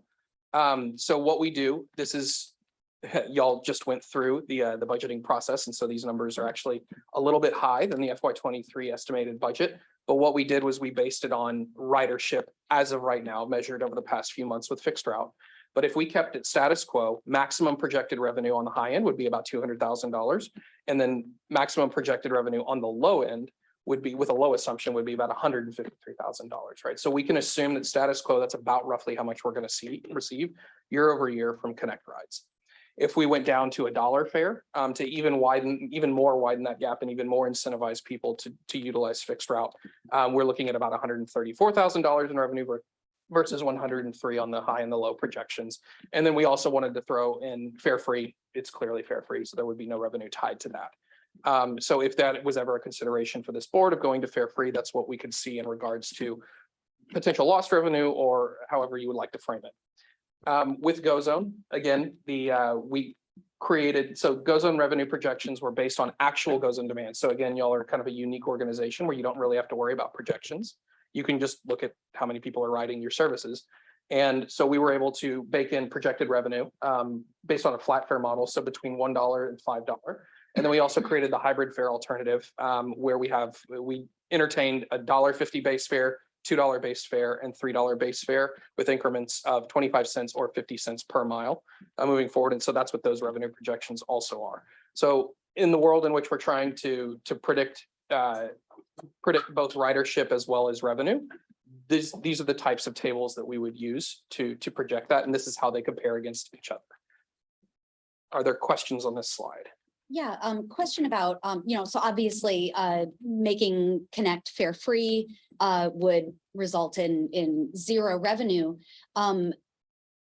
Would there be any cost savings associated with eliminating fares related to, are there costs associated with the collection of fares currently that would be eliminated if Next we went slide. fare free?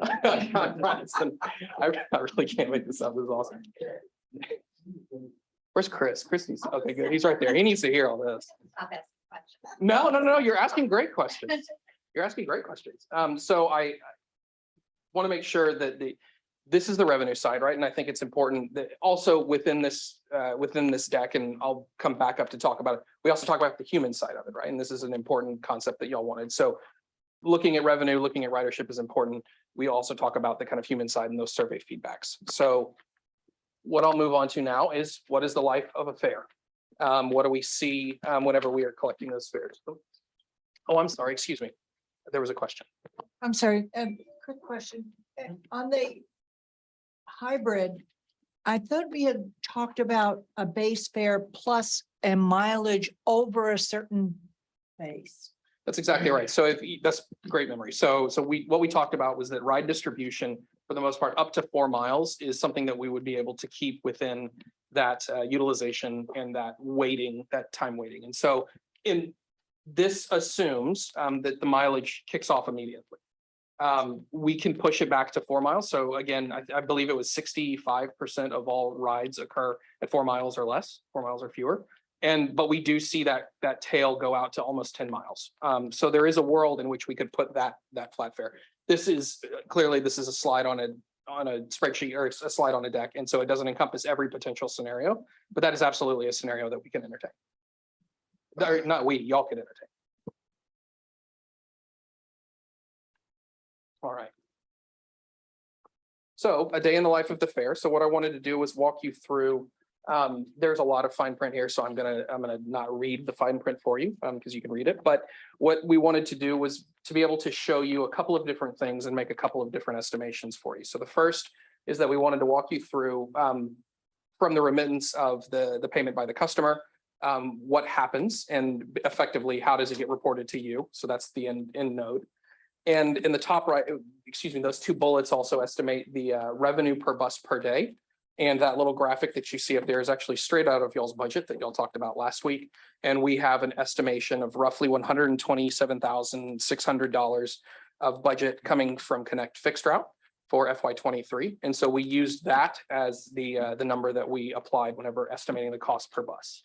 And I'll just add there, that's assuming that the bus service does not change. Remember, the budget for Connect service was rolling over this year. The next year is the most conservative assumption. Thanks. So at the start, it's the remittance of the fare. It's someone getting on the bus. It's someone getting on the train, and it's someone getting into the GoZone vehicle when cash is used, not when the app is used. So from that point, the daily cash is delivered to the bus operations and maintenance facility with NTMC performing the daily count and preparing the bank deposits. From that point, the funds are transferred to an armored car where it is transferred to the bank twice a week. And to your question, one of the things that's really important about this is the area that we talk about in any industry. This is the highest risk steps that are associated with cash leakage.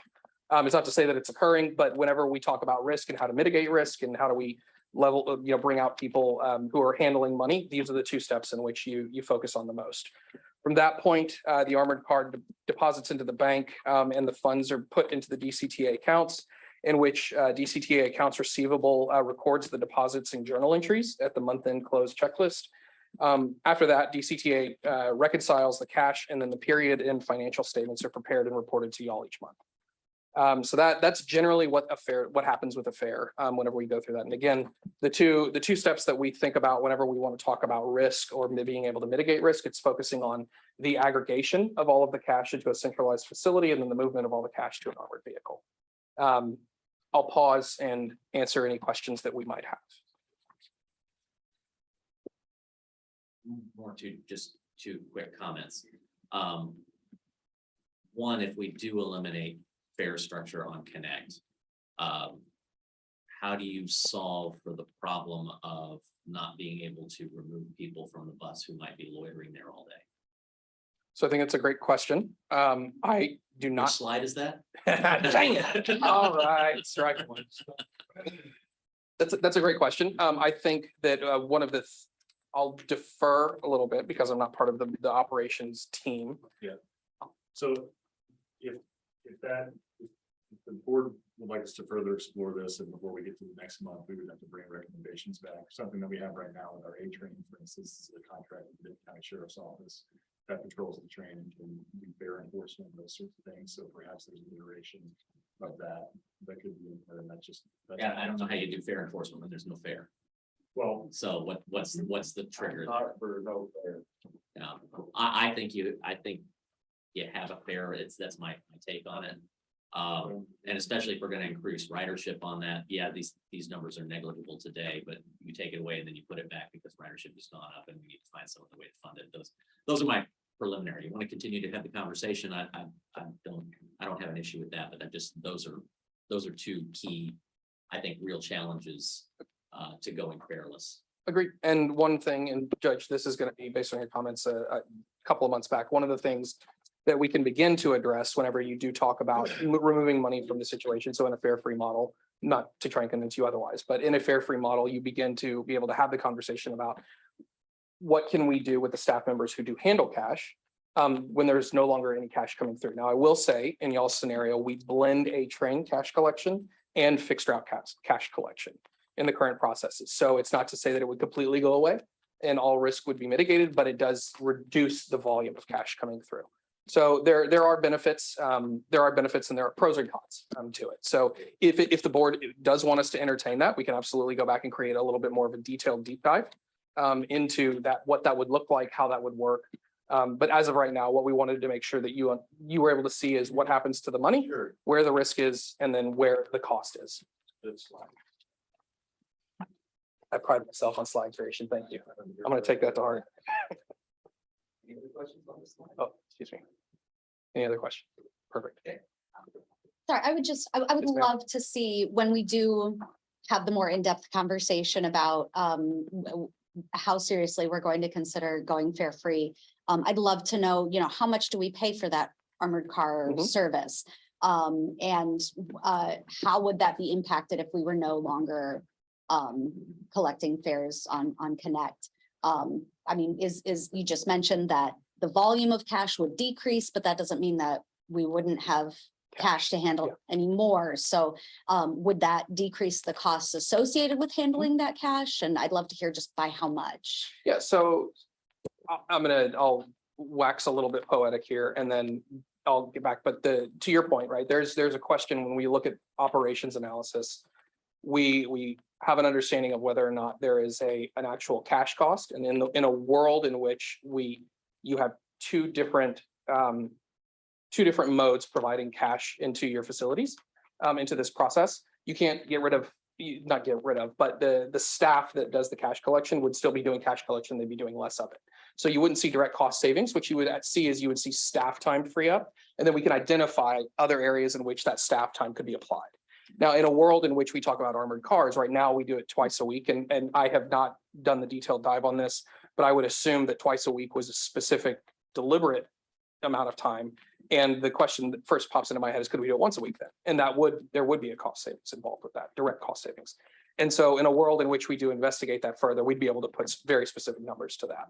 And the one thing that I will add is the very much clear message that came from y'all last meeting was that we want to be able as an organization to measure the impact on elasticity, right? If GoZone costs this much and we charge this per mile, or X or Y per mile, and we get rid of 1-day passes for GoZone potentially and only have 7 and 30 days, how does that impact ridership? Does it actually push people to fixed route? Does it actually do things?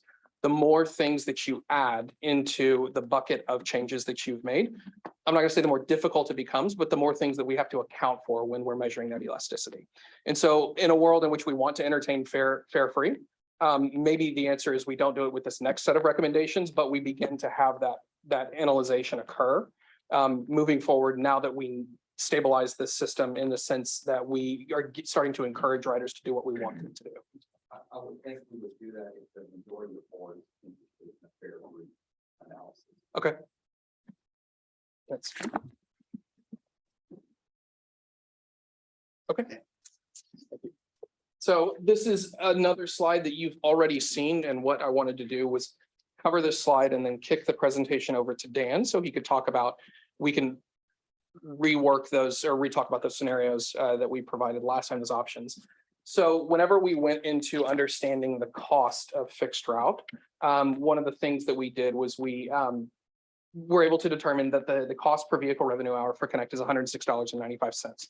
And to remind y'all how we got to that number, we took actual expenditures between October of 2021 and February of 2022. And we were able to break them out as best as we could. We all kind of agreed upon a model in which we did that. And then we divided that total operating cost by the revenue hours and came up with that $106.95. The cost per vehicle revenue hour for GoZone was $50.80. And one of the things that was super important to us was that we make sure that there was equity between how we measured. So there were certain things that we needed. So customer service, for example, was not included in that cost because at the time, because GoZone Via manages the customer service now. So we didn't want to include that within the cost. So this is a like for like analysis or like for like comparison. And then what we were able to find was that Connect costs about 2.1 times more to operate per revenue hour compared to GoZone, which means we were able to create a baseline for productivity. So how much would it cost to keep equivalent productivity or 50% productivity or 60%? And so I know that you've already seen this. I'll pause and make sure that there aren't any questions before I pass it over to Dan to go ahead and start talking about those scenarios again. I do have a question. It's possible you might have told us this before, but just to clarify, revenue hours for Go Zone, does that include, I know that on the buses, we do not include deadhead time, right, of the time that the bus takes to get to DDTC, for example. When a Go Zone driver is on the way to pick someone up, is that included in revenue hours?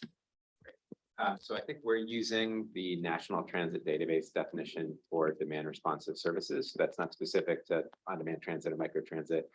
That would also be the same metric for any kind of traditional dial ride. And that's essentially the revenue hours period begins when the first passenger is picked up and ends when the last passenger is dropped off. So the deadhead, so to speak, driving to the first pickup and from the last drop off is not counted. And then otherwise, the rest of the service period is included.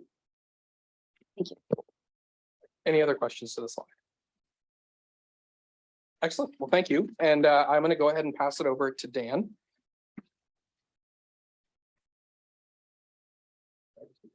Yes. Thanks, Stephen. Hi, my name is Dan Berkovitz. I'm a VP with VIA Strategies at VIA. And thanks again for having me back this month and for your time today. So as Stephen sort of previewed, most of what I'm going to share with you today is a review of what we shared with you last month, but with the addition of a few Denton Connect scenarios that are responsive to some feedback and questions that you shared both in the last meeting as well as in the subsequent weeks, and then also a little bit of further analysis of those potential Louisville fixed routes that we get shared last week. So please feel free to interject with any questions as we move along. Okay, great. So these are just the Go Zone origin and destination heat maps that we've shared previously, showing more dispersed demand in Louisville and Highland Village, and some pockets of concentration in Denton.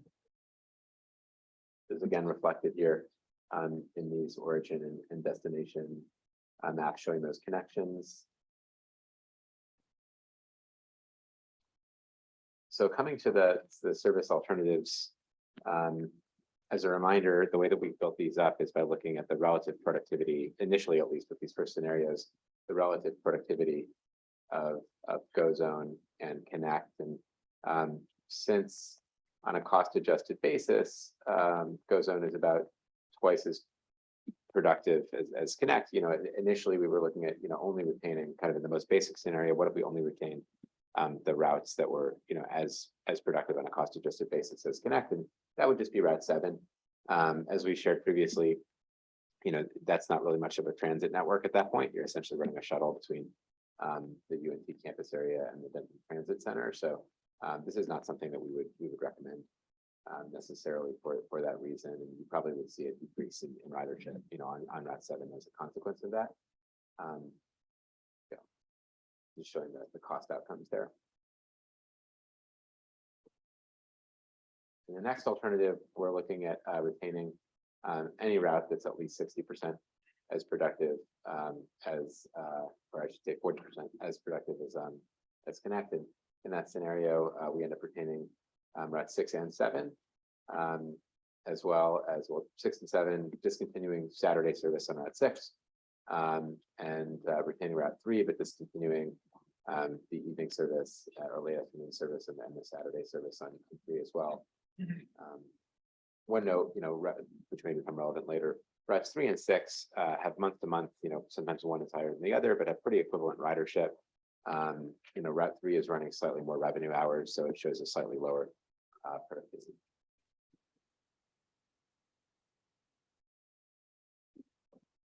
And then alternative C is a scenario where we would retain any route that essentially is half as productive on a cost adjusted basis as the Go Zone service. And at that point, we'd be retaining routes 2 and 3, as well as 6, discontinuing and 7, discontinuing Saturday service on all but Route 7. and discontinuing the evening service on routes 2, 3, and 2 and 3 in that scenario. And this is, to some extent, I think the sort of, this is a functional network with service, in kind of all 4 cardinal directions. So this is an option certainly here. We then moved on to looking at what we might do with some of the savings in that situation where we were discontinuing 4 and 5 and discontinuing off-peak service at other times. And as I shared last month, there are many different things that we do with those resources if you chose, but one option would be to reinvest them in the fixed route network to increase frequency or span of service on the routes that were relatively more productive. So the first reinvestment option that we had shared involved increasing frequency on route 6 and 7, and also increasing frequency at certain times of the day on route 2, and offering some earlier morning service on route 3 as well, where based on peaks in ridership, we thought you might be able to achieve some additional ridership if you offered earlier morning service on route 3. And that ends up, this is a close to a cost neutral scenario. It actually costs about $60,000 a year more, but that's something that you could refine, if this is the route that you chose to go, and if you really wanted to achieve cost neutrality. It's just difficult to land on exact kind of cost neutrality.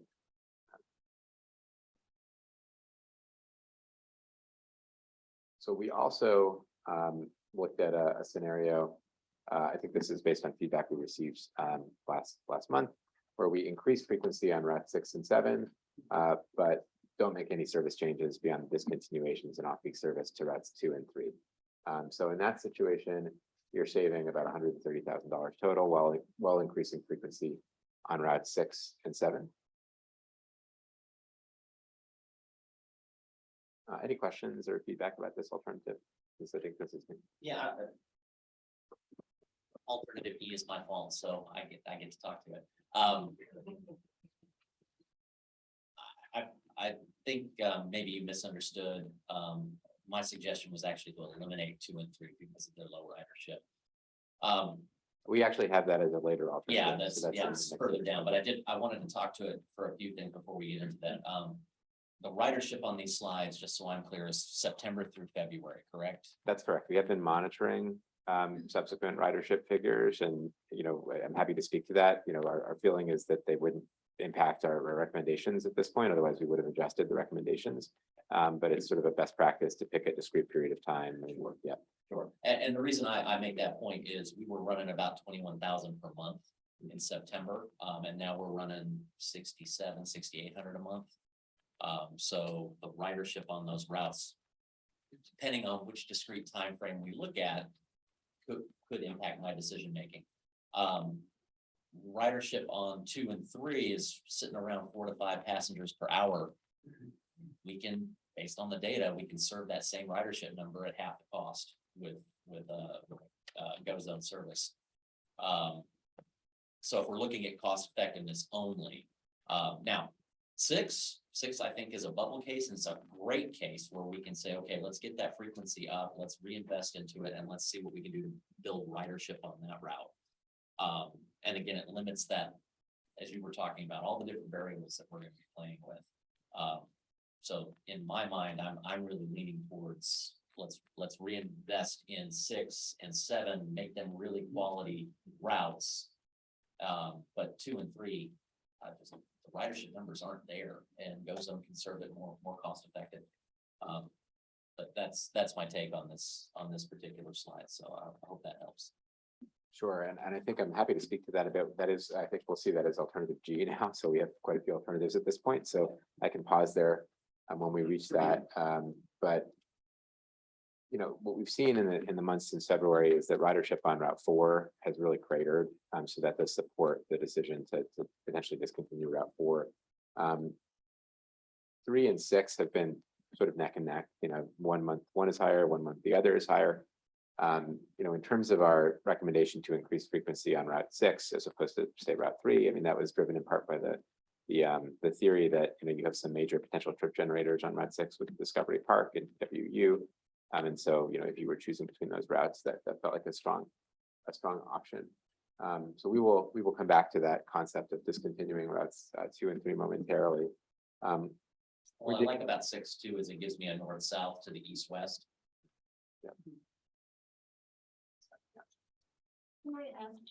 I'm sorry. Okay. So increasing frequency on Route 7, would that include the Saturday? Which is believe at that we- 60 minutes? Yeah, I believe that we are recommending to increase the frequency to 45 minutes on Saturdays. So it would be the same, I think we're talking about 20-minute frequency on weekdays, but we would be achieving slightly more frequent service on Saturdays. Yeah. Okay.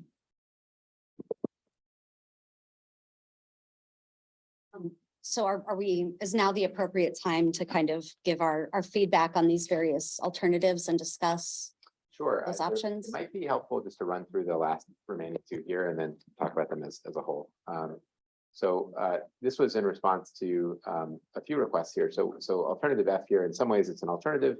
There are definitely some variations, which I'll share here. And it's also a bit of a different map. So this was a sort of a social services oriented option. And so we're showing the Our Daily Bread locations on this map here. Those are those red teardrops. And you'll see that, several of them are relatively well served by the fixed route network as is. Several others are frankly just very distant from the fixed route network, although included in the GO zone service zone. And so it's not really feasible for those more outerlying locations to serve them with the fixed route network. But to the east there with the new major Our Daily Bread location on 228 or 288, I apologize. 288. 288, thank you. On 288, we are proposing an adjustment to Route 3, which would, it's only relevant if you're retaining Route 3, but essentially in the outbound direction, coming up Mockingbird Lane and then over and then down 288 in order to provide in the outbound direction direct service to that new Our Daily Bread location, which wouldn't actually result in any additional cost. It would slightly increase the running time of that route. And that would result in a small decrease in the frequency of that route, but it is cost neutral as compared to the other options, including Route 3. And we're also showing a slight adjustment in the GO zone service area there to include that facility, which would not result in any additional cost there. And that could be in any scenario where you retain Route 3, you could choose to implement that adjustment basically to the Route 3 alignment if you chose, which again would not result in any increase in cost, just in running time and a decrease in frequency. Could you go back to? Oh yeah, sorry, important to note. That should be, that's weirdly. So one thing Yeah. that we wanted to make sure was covered is the DCTA staff met with Our Daily Bread. We received a list of 7 important sites across Denton that were important to Our Daily Bread. And 4 of those sites are currently within the footprint of, 5 of those sites are currently within the footprint of the current fixed route network. And so to make sure that we could include the new facility, we extended Route 3. We flipped GO zone boundary to the other side. So it's on the west side of 288. We're moving it to the east side of 288, which again will not incur additional cost. But there are 2 facilities, there are the 2 red dots on the left side of the map, that there was no scenario in which we could extend fixed route out there to be able to accompany those facilities. That was the reason for flipping the GO zone boundary. So GO zone access will be available to those 2 facilities. So 5 out of the 7 facilities identified, we were able to make sure fixed route had access, and for the other 2, GO zone can provide that access. Also, with this potential scenario, there's also going to be a $70,000 operational cost decrease, because with the idea of extending Route 3 and being able to encompass GO zone, we would discontinue the Monsignor King route, which is that shuttle back and forth. And I'll add something to that. When the Our Daily Bread facility moves, the Monsignor King shuttle was serving the purpose of serving the 2 different Our Daily Bread facilities. So in any of these scenarios, that is going to go away. So it's a $70,000 good guy on all of the scenarios. This one explicitly accommodates the new facility on fixed route. Any other questions or feedback about this before we move forward? I just want to make sure that regardless of what decisions we make, that staff is kind of cognizant of the fact that the budget year and the opening of the new Our Daily Bread facility is not going to perfectly align. So we will need to fund that Monsignor King shuttle for the first few months of the fiscal year before we can eliminate it when the new Our Daily Bread facility opens. It's a great point. Thank you for that. The final alternative here is responsive to that, to your feedback, Mayor Gilmore. So that this is essentially retaining routes 6 and 7 and increasing frequency on routes 6 and 7, but eliminating the other 4 routes that are currently operational. So, or excuse me, yes, 2, 3, 4, and 5, which results in a nearly $600,000 savings, inclusive of that increase in frequency on route 6 and 7. On this one, you're showing a net $580,000 reduction. Correct. And that's including the increase in the frequency. Even with increasing frequency, there's still net 580 reduction. Yeah, I mean, in that case, yes, in that case, it's offset by the elimination of the other services. Is the 580 a savings or the 580 an offset? No, it's a savings. Then there's a net $580,000 decrease in operating costs. Yes. So all of these alternatives, we recognize there are a lot now, are summarized here. On this slide, you'll see that the only alternative that has an increase in costs, which is relatively negligible, and again, that's essentially our cost neutral scenario, is alternative D. So the decrease in revenue hours and the net decrease in costs, operating costs, is shown in those last 2 columns there.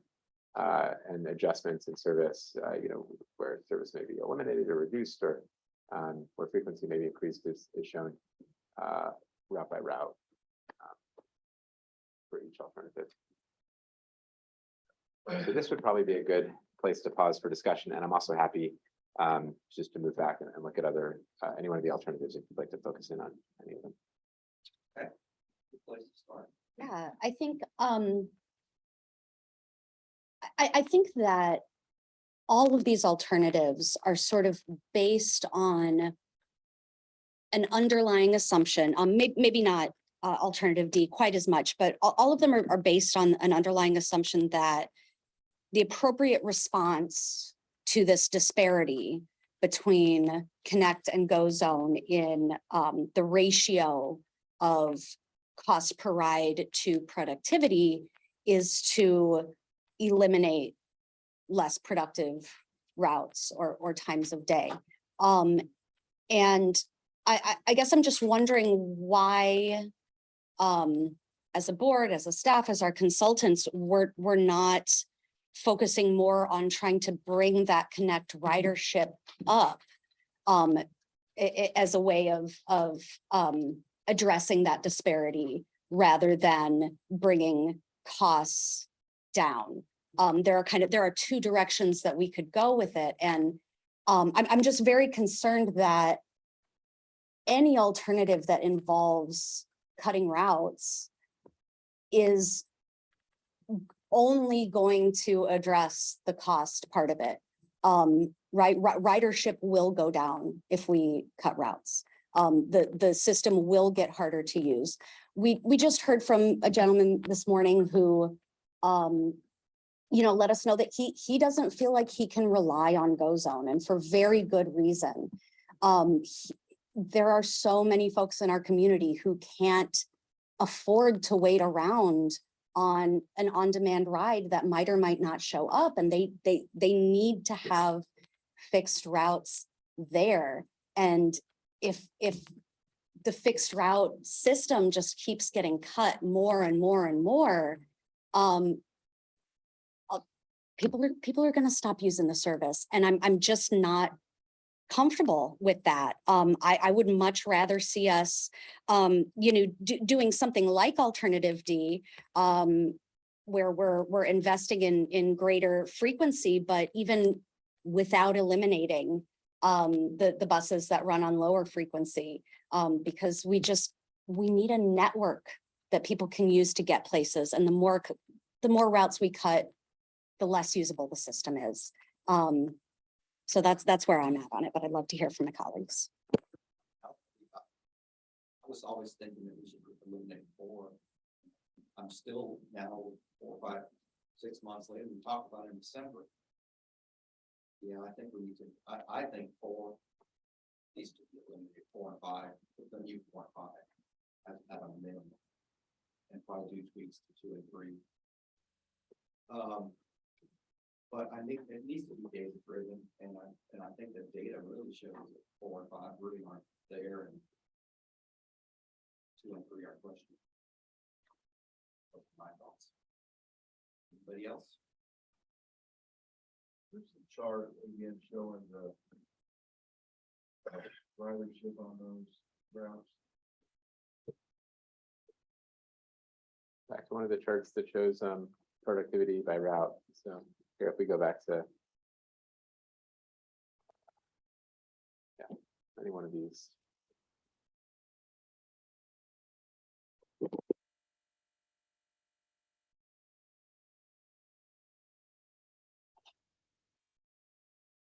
I recognize these are small numbers, so if I can read anything out or, yeah, apologies.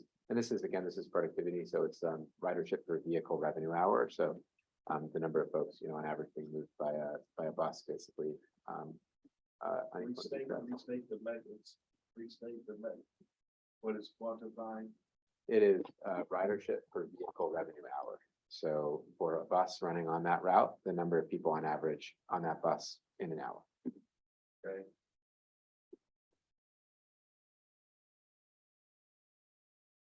What was our peak in the life of the bus system on these routes? What was our peak? We have that. Peak productivity. On a good day, on the best, we're rolling. Even Oscar, I'm sure we can speak to the history. Yeah, we can definitely speak to history, but if you'll recall, well, actually, you might not recall, I don't think you were on the board yet. So one of the exercises that we did early on, about at the middle of last year, the board identified a benchmark of 10. That was the riders per revenue hour that we wanted to hit. The only route that ever gets close to that is Route 7, which it hits, I think, 9.9 in the mornings or the afternoon. It's either morning or afternoon. It hits that. So that was the goal setting. Now for historical peak, that's something that we could bring Troy in for. But in regards to setting a KPI, it was 10, and we only have one route that's even close to that. And that is, I mean, that 10 figure is something that you'll see in transit planning papers and things like that. I mean, it's not, again, every community is different. It's not pulled out of thin air. I mean, it is a figure that's out there, but it's not contextual necessarily. I mean, it happens that in looking at the productivity of the GO Zone service, which costs about half as much, it's about 4.5. So there ended up being some parity relatively between that 9 and 10. So, but Troy, I'm sorry, there's a question about peak productivity on Connect service historically. Historically? Yeah. Sorry, by round or how would you? I'm Troy Rayleigh. I'm Senior Director of Mobility Services. And sorry, I didn't hear the question originally, so. We're talking about the current. But the current utilization. Of these different routes and. When everything was at its best. With these different routes, what would that ridership look like? As far as per hour? However, you're.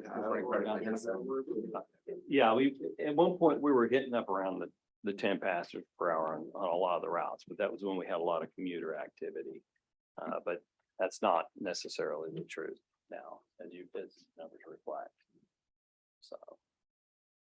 We can go back and give you some more information. Yeah, I don't mean to catch you on the spot. I was just. I think we got a graph that talked about ridership over the history of the entity and that it has been a gradual but not insignificant decline. Yeah. Over the life of the entity. I think what this really for me comes down to is that this entity's had over a decade of professionals planning routes, of putting every bit of money we can into a fixed route service that just doesn't line up with the build patterns of the municipalities. And if it did, we would have better ridership. I've got to believe that this entity and the professionals of this entity were doing the absolute best they could with the budget and geographic constraints that they had to provide the most productive bus service they could come up with. I have to believe that. And these are the data points that we've gotten based on a decade's worth of work or more. And I have an alternative technology now that didn't exist a decade ago that allows us to take that same, because we're still financially constrained. I still have concerns on our burn rate. I still have concerns about reinvestment in the A train. But we still have this financially constrained box. And for those same dollars, can we provide coverage that maybe is more accessible to more riders? And then can we focus on specific routes and get them to a level where they're hitting those 10 metrics, and then find another route that we can put on to the top of that based on GoZone data as we continue to grab that data and find locations. That's my mindset in all of this is really, I got two options for mobility. One produces those times of numbers. The other in 9 months has got a 6-fold increase. So yeah, I'm not against a bus route. What I'm against is inefficient spending of dollars between modalities. So what's the most efficient option? There's a lot of gray in here that we can play with. I mean, you know, if I were absolutely, you know, militant on data, I'd be saying 6 needs to go away. But I think there are some synergies with an east-west and a north-south that could actually increase ridership across that. And then we maybe look to find a northern east-west or a western north-south. You know, and slowly build out a grid over time based on the data that we're getting from GoZone trips. But you know, we've got anecdotal stories about people who can't depend on GoZone. Well, I had tons of anecdotal stories in Louisville about people who could not depend on Connect. So it's, you know, I feel for every one of them that can't utilize a transit service. What I do know is that a fixed route, at least in Louisville and in a big chunk of Denton, we just don't have the budget, period, to be able to provide a fixed route service that has the frequency and the coverage. I think that, thanks, Troy. I think maybe we could just get to the dashboard potentially. Yeah, and Judge, to answer you better, there's also some other things that play into that. And then we had a COA about that time as well. So we would really need to look at it pre-COA and then post-COA and then what it is, COVID. Right. And so we could break it down into the chunks as to where there were highlights, but we're going to pull up the dashboard and at least give us the last 12 months and demonstrate the trend. I will say from the perspective of what this COA has been aiming to accomplish, it really has been aimed to allow the board to make a policy decision around what is an effective fixed route, utilizing the data and our learnings from the GoZone product. And as you remember from our budget conversation, we programmed for next year this long-range planning initiative that says, okay, how do we grow ridership across all of our modes? And Connect would, assuming that there is a Connect service following this board decision, which it seems like there is, then the purpose of that long-range service plan is to develop what is the potential for Connect service, utilizing what we've learned in GoZone and what the policy decision is that the board has made in July. And so I would not expect that this is the last time that we bring this conversation about bus routes to this board. However, this exercise has been to establish that policy position with data to say this is an effective route, and so that we can plan around that. And how do we find more routes that deliver that sort of an outcome? Does that make sense? Love it.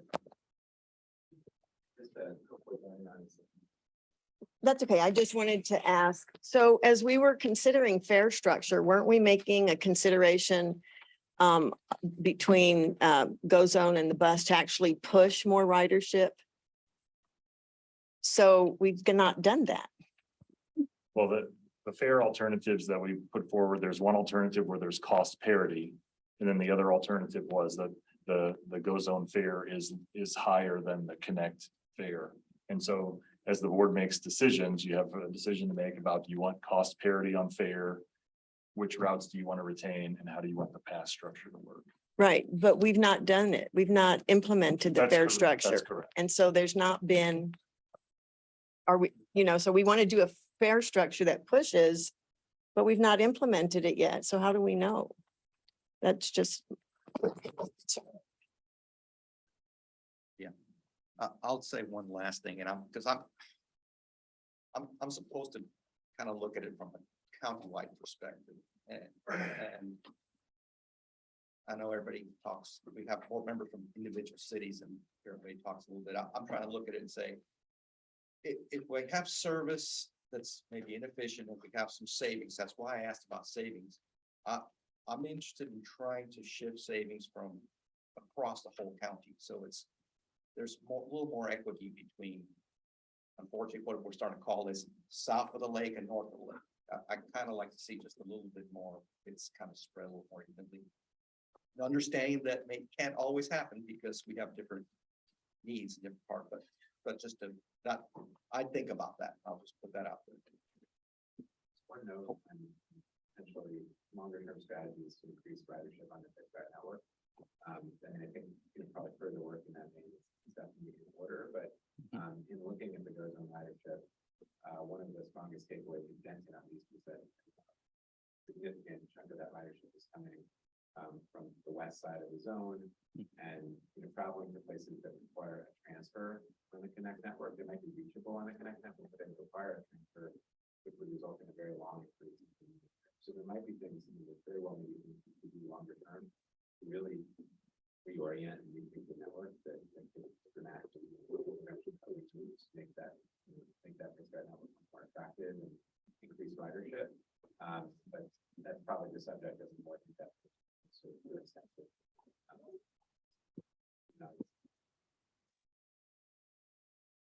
So what the graph that Paul was referencing is pulled up on your screen. So this is a part of your This is the information behind them, like 3 or 4. I believe so, yes. And so what the thing that we wanted to make sure that you saw was a 12-month rolling history of the Connect ridership and the way that it looks. And so this is where you can see 3 and 6 are swapping with each other, but you'll see that cluster right through the middle. So the one that's the lowest is 5, and that's because 12 months ago, 5 wasn't a thing. It just became a new route. 7 is clearly the outlier in productivity in ridership. Everything else is just kind of clustered around itself. So what we wanted to make sure that you were able to see is not just hear from us what productivity is, but actually see what actual ridership looks like. And this is not adjusted on a revenue hour basis. That's correct. This is just raw ridership. Right, so, yeah. So that's what we wanted to make sure that y'all are able to see. Paul, anything else you wanted me to show on this? No, thank you for producing a live dashboard.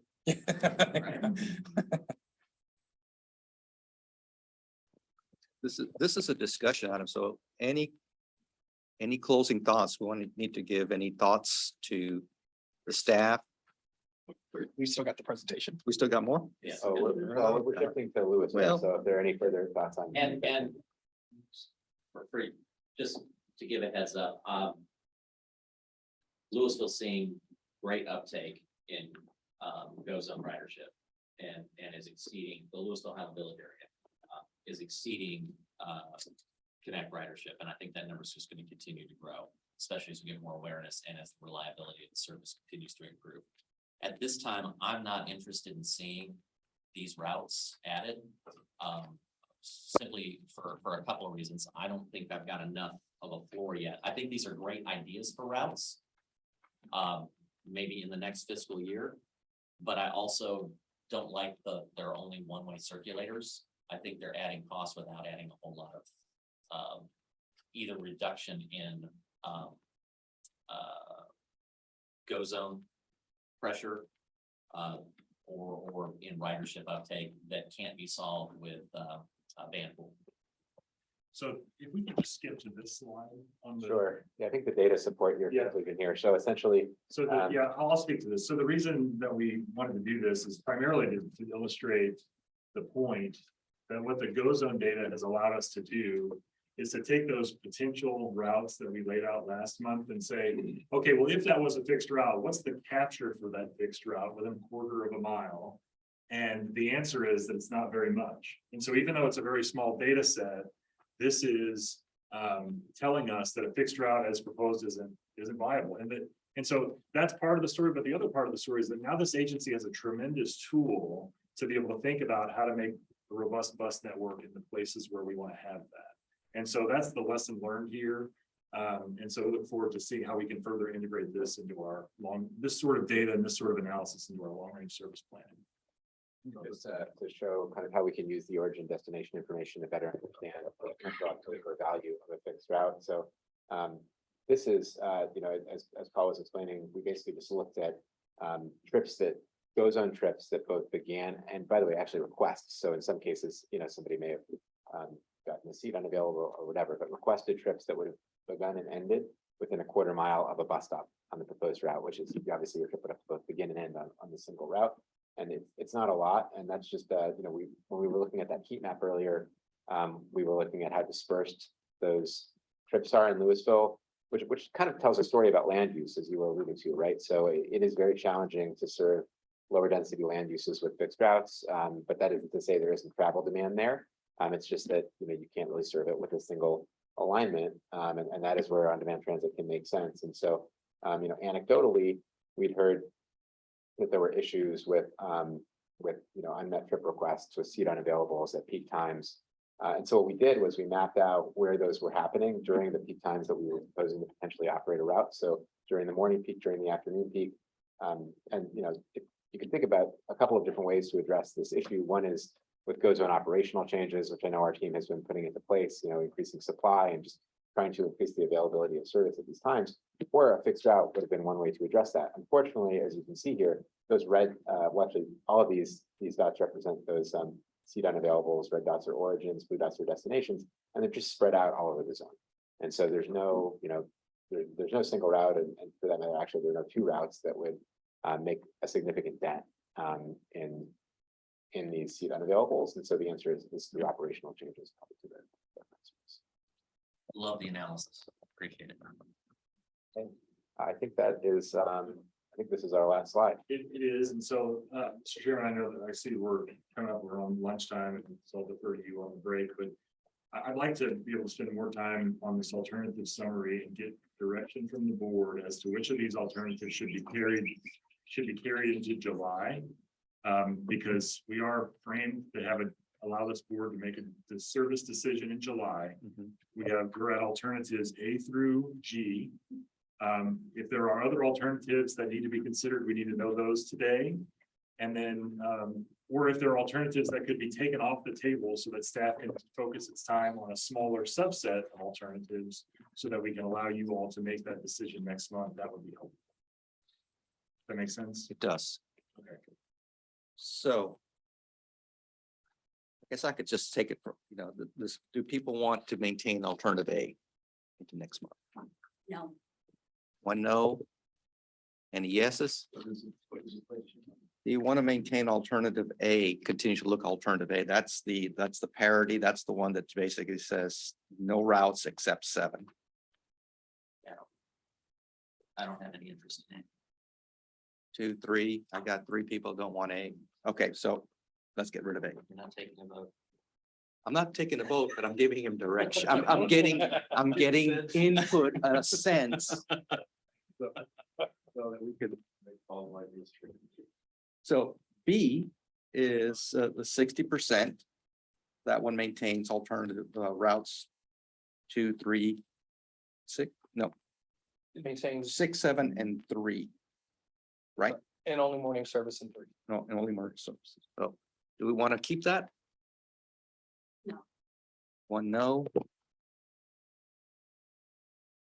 That's not in my wheelhouse. 2 no's. 3. Okay, so let's remove alternative B. Alternative C. That keeps 2, 3, 6, and 7. With no reinvestment. No reinvestment. So for routes 2 and 3, it's morning service 5 days a week, no Saturday service. Route 6 is morning until 7 p.m., which does not include Saturday service. And then route 7 is all day. 2 and 3 is morning at 5 p.m. So that's a big mess. Is there interest in keeping C for July? I'm not interested in considering C. I'm interested in considering C. Is anybody else interested in what? I am interested in considering C. Yeah. There's an option for yes. Okay, so we'll keep C. D. D is It's keeping routes 2, 3, 6, and 7, but reinvesting in all of them. And reinvesting means increasing frequency of the service, also increasing the times in which it occurs. okay. Is there? What would be the length of time we're looking to do this? So I'll address that. So this service change would go into effect. If the board makes its decision in July, the service change would go into effect in November, December timeframe.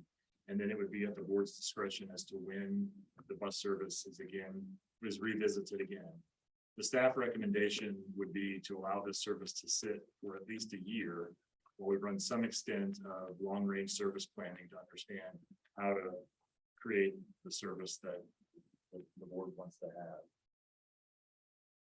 Because of the number of service changes we've had over the course of the last year and a half or since the COVID pandemic, the public really needs an opportunity to absorb the change. Why does it take to November to kick in? There's a number of things that have to have happened with regard to physically installing or moving bus stops, bagging stops, those sorts of things, getting the schedule set with bus drivers. There's a logistical tail involved with the implementation of that service. So the master schedule that we presented at the outset showed, I believe, a June service decision for an October implementation. This is July to November implementation. I'm certainly willing to consider alternative D. I would prefer it. I would like it even better if we considered maintaining routes 4 and 5 with their current routes and their current frequency, in addition to the reinvestment, as well as the extension of Route 3 to Our Daily Bread, which we've discussed. It sounds like that extension of Route 3 to Our Daily Bread would be revenue neutral.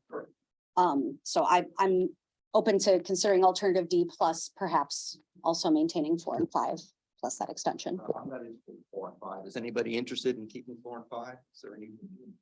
We kind of kicked this one around for. No. Okay, is there any interest in keeping 4 and 5?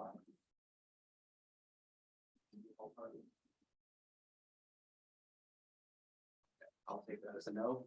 So we won't discontinue thinking about 4 and 5. So we're going to keep D into July as an option.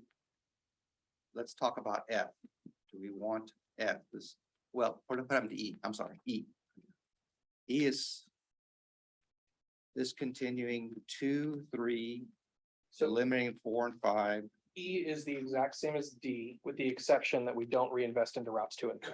It's only reinvesting in route 6 and 7. Okay. So it's keeping 2 and 3 as is, reinvesting in 6 and 7. Yeah, it's not removal of 2 and 3, it's maintaining 2, but not reinvesting. Kind of keep them as is, except Yes, sir. more in 6 and 7. Yes, sir. And 3 would encompass Our Daily Bread, those Yeah. transitions. The assumption is it safe to assume that we all want Our Daily Bread's footprint? Okay, perfect. Yeah, so we could kind of remove alternative F and we could just roll that service change to Route 3 into all of the alternatives support for that. So that's the difference between E and F. That it's If 3 is kept, then rolling it into that footprint makes sense. Okay. If 3 is not kept, then it's not kept.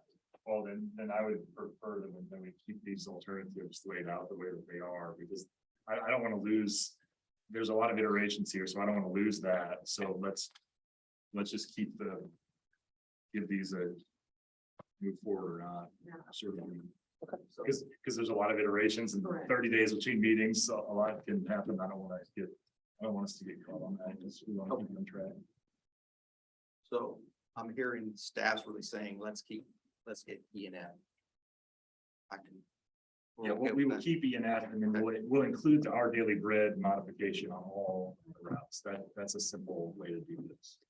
Okay, and then the last one is alternative G, which is just keeping 6 and 7, but reinvesting. Is that something you want to keep? I'm not interested in considering option G because of the impact it would have on the network and the usability of the network. So one for each G, one for not, and one no and one yes. Is there's any consensus to keep G? G, okay. Let's go ahead and keep G then. So we're gonna keep, really all we've got rid of A, C, and D. Which, And routes 4 and 5. So yes, and four. C through G. So what we can do is we can make sure that that's presented in a different way. So we've been showing you this version. So what I think the next, right, we'll tweak it a little bit, make sure it's easier and more clear. Yeah, so I want to read back. We I want to got- see you do it as a word cloud. That's right. 100%. I got you. Read that. I got you. Number one is we're gonna make the Our Daily Bread route modification across all alternatives because it's zero cost impact. And then we are keeping C, D, E, F, and G for further consideration.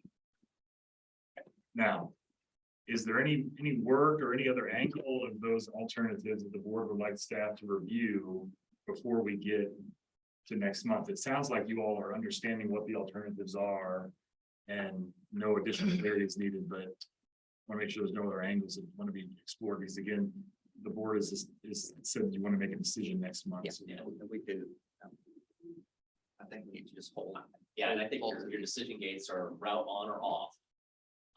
And if on, then maintain or increase investment, right? Well, I'm gonna say our list of options. You're gonna stick with the option numbers, but yeah.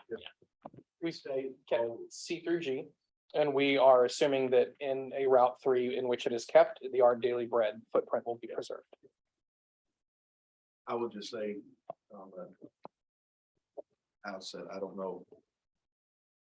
I'll probably yield to the group, but I don't know about a year to see if this is working or not. I will tell you that. If we're tracking this and we implement this and we're going through a winter and a spring and a summer, and if things are not improving, I don't know why we would continue to put good money after bad and not be any more nimble than that. I'll just say, I don't feel comfortable. It's just me. I don't feel comfortable saying we're gonna do this. We're locking in for a whole year of potentially bad performance. I don't think it takes a year to figure out something's not working. And we'll. That's just me. At the time of. I'm just saying on the outside of her, that's why I asked for the timeline. If we're gonna sit here and do that, I was hoping we could implement this sooner so we could get the fall with the students and all that, so they could understand that. So as they're getting their class schedule done, it sounds like maybe labor issues are related to that. I don't know if that's contractual, that we can't have it be any more nimble than that. I don't know. That's what it sounds like to me, that we can't be more flexible, but I'd love for us to get this adopted and get it going. So the students and the people who are moving to Denton potentially, as they move into summers or setting schedules and so forth, they could have that instead of a change, potentially in the middle of an academic year. We'll come back next month and when we review the implementation timeline, what we may kind of crash that schedule and get it down to the minimum that we think viable. I definitely agree with the concern. But I think it's important to note that we will be making this decision on July 28th, and then the first day of the semester for UNT. Oh gosh, why isn't it on my calendar? I mean, it's very shortly thereafter. So I mean, we would. Not November after. Right. Yeah. So I mean, if we want to try to align these changes with the start of the academic year, we would be talking about like maybe 2 weeks to implement the changes, which I'm assuming is not feasible. Yeah. Right. As far as being, nimble and changing course in the middle of the fiscal year, there's something to be said for that, but there's also something to be said for providing our writers with stability and predictability. And we have been changing things up on our riders a lot lately. And I would be very, very hesitant to do again next fiscal year what we did this fiscal year of eliminating routes mid-year. I think that would be really, really harmful to the folks who depend on our services.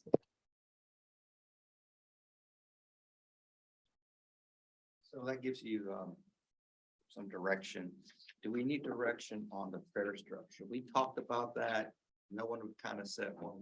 I was gonna ask if we could flip back. to the fares structure, please, just to- We talked about current, we talked about option one, option two. Mhm. Is there a preference from the board as to, I mean, do you want to maintain both options? Or do you want this to kind of narrow into one or the other? Do you think it would be worthwhile to go through the public feedback and how we've seen a couple of things solidify? It's a good point. Mr. Chairman, we the subsequent section is the summary of public feedback. And so if you'd like to, this might be a good time to take a break and then come back and hear from the public, hear the public feedback from the surveys, and then we could talk about the fair analysis. Okay, Thank you. that's awesome. That's fine. It's 12, 20, 37. Let's go ahead and take a break till 1 o'clock and we'll come back and start again. Thank you.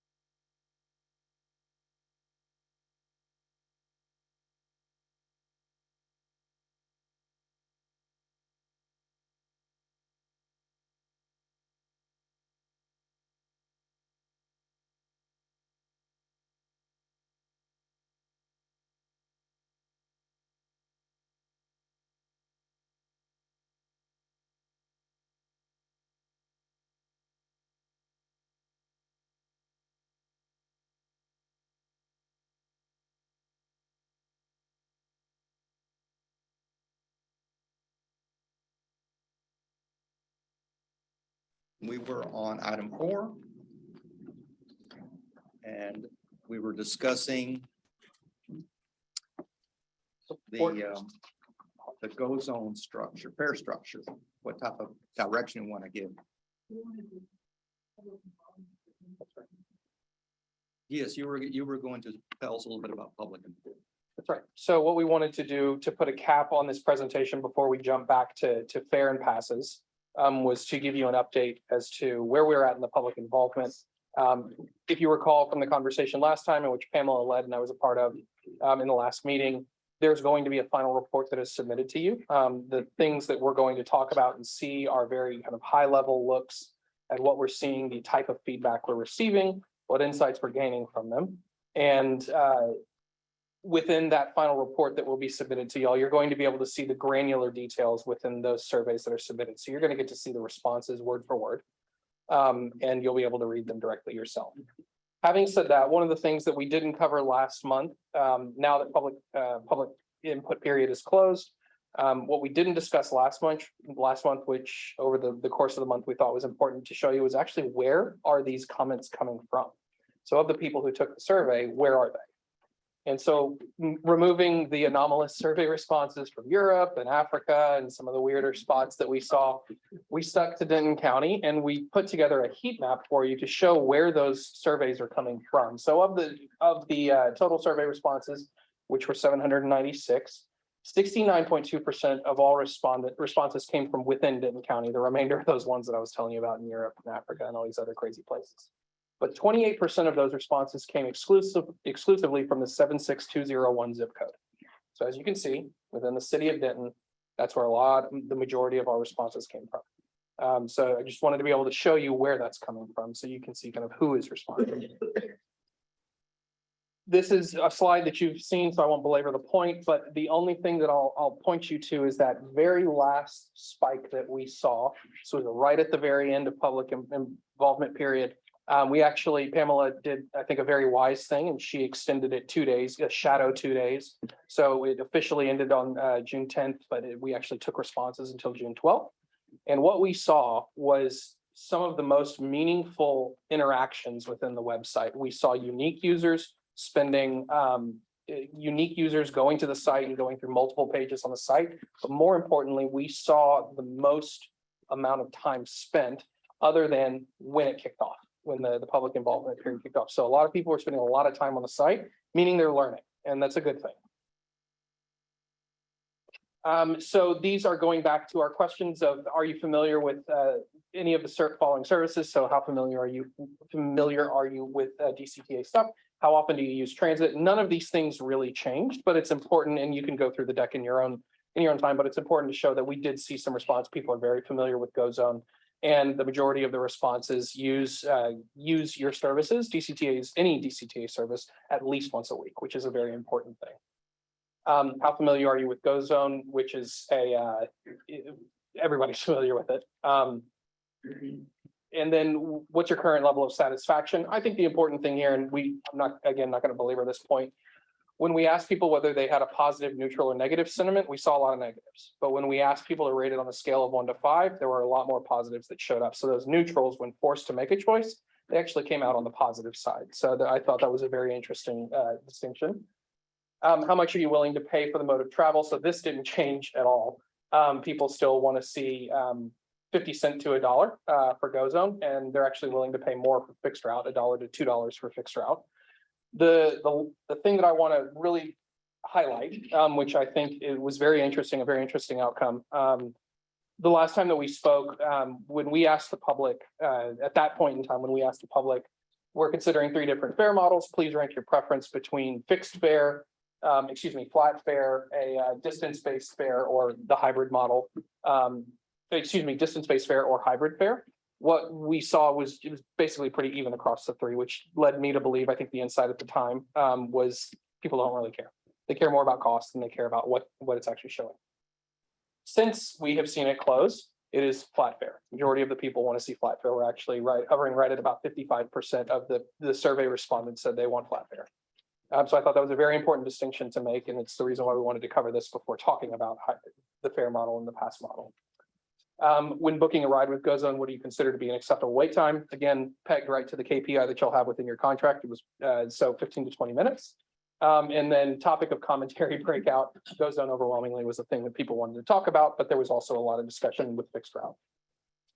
And then again, we saw the word cloud. This is actually the same word cloud because the exact same words stayed important to people. So we're seeing clearly that a lot of people are caring about things like reliable, dangerous, unsafe, drivers, routes. Doesn't necessarily mean that they say that it's unsafe, but they mean that being safe is the thing that's important to them. Reliability is an important thing to them. So those are the things that we wanted to make sure we cover. I'll pause and answer any questions that you have before we jump back to talking about fares and passes.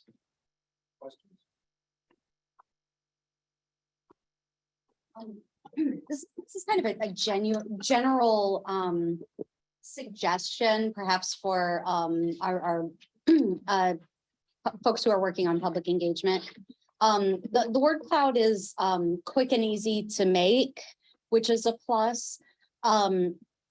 If I don't know what it would cost to do coding on those comments rather than a word cloud. I mean, it would cost more than $0, certainly. If it's not cost prohibitive, in future public input, public feedback periods, I would prefer to see coding rather than a word cloud, just because, I mean, as you said, folks are using the word unsafe. Does that mean that they feel a particular service is unsafe? We can't get that information from a word cloud. So you're looking for a public sentiment, whether it's a positive response, a negative response, kind of pulling out that sentiment from what their mindset was when they wrote it. Right, yeah, Okay, and I guess I now that I think about it, I don't know if that term coding is used outside of like qualitative research and in academia, but you know what I'm talking about? Yep. Sentiment Okay, analysis. all right. That would be the non-academia term for it, I guess. We do sentiment analysis in Louisville, just to kind of get a net positive, net negative, you know, small group, but very vocal. That kind of. There are a lot of platforms that do provide that service, and we can take that as an action to work with Paul and see. First of all, we can see if there anything that y'all have a subscription to, or any of your vendors do that already. So we can absolutely look at that. I think that's a very easy thing to do, and it's I think a wise choice for public sentiment, or excuse me, for future public engagement. Any other questions? Perfect. Okay, let's go back to the. So one of the things that we would like to do, and this will be similar to the exercise that we just did with A through G, is to talk about fare and talk about pass. So fare is clearly the fare, pass is the structure in which people could bundle those fares, or be incentivized to do things that we want them to do. And I'm not going to ask for y'all to make a determination on fare, whether it's a hybrid or whether it's flat fare or fixed fare, because I think that's going to be a July decision. However, one of the things that we wanted to go through was to confirm a couple of assumptions that we've made already, and be able to, similar to what we just did with the scenarios, the next time we come back to you, have a little bit more of a catered and narrow presentation to you.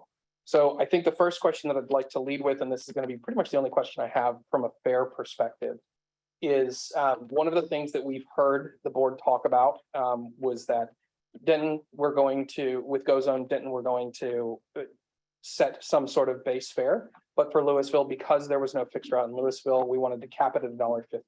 Our revenue projections were predicated on that. So I wanted to confirm, is that the direction that the board was looking to go when considering these options?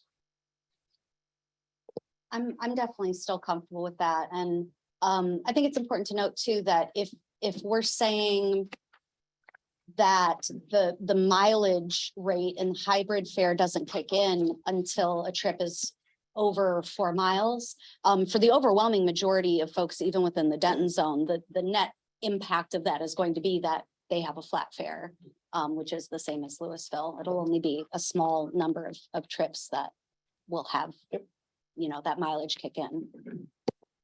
I'll throw out.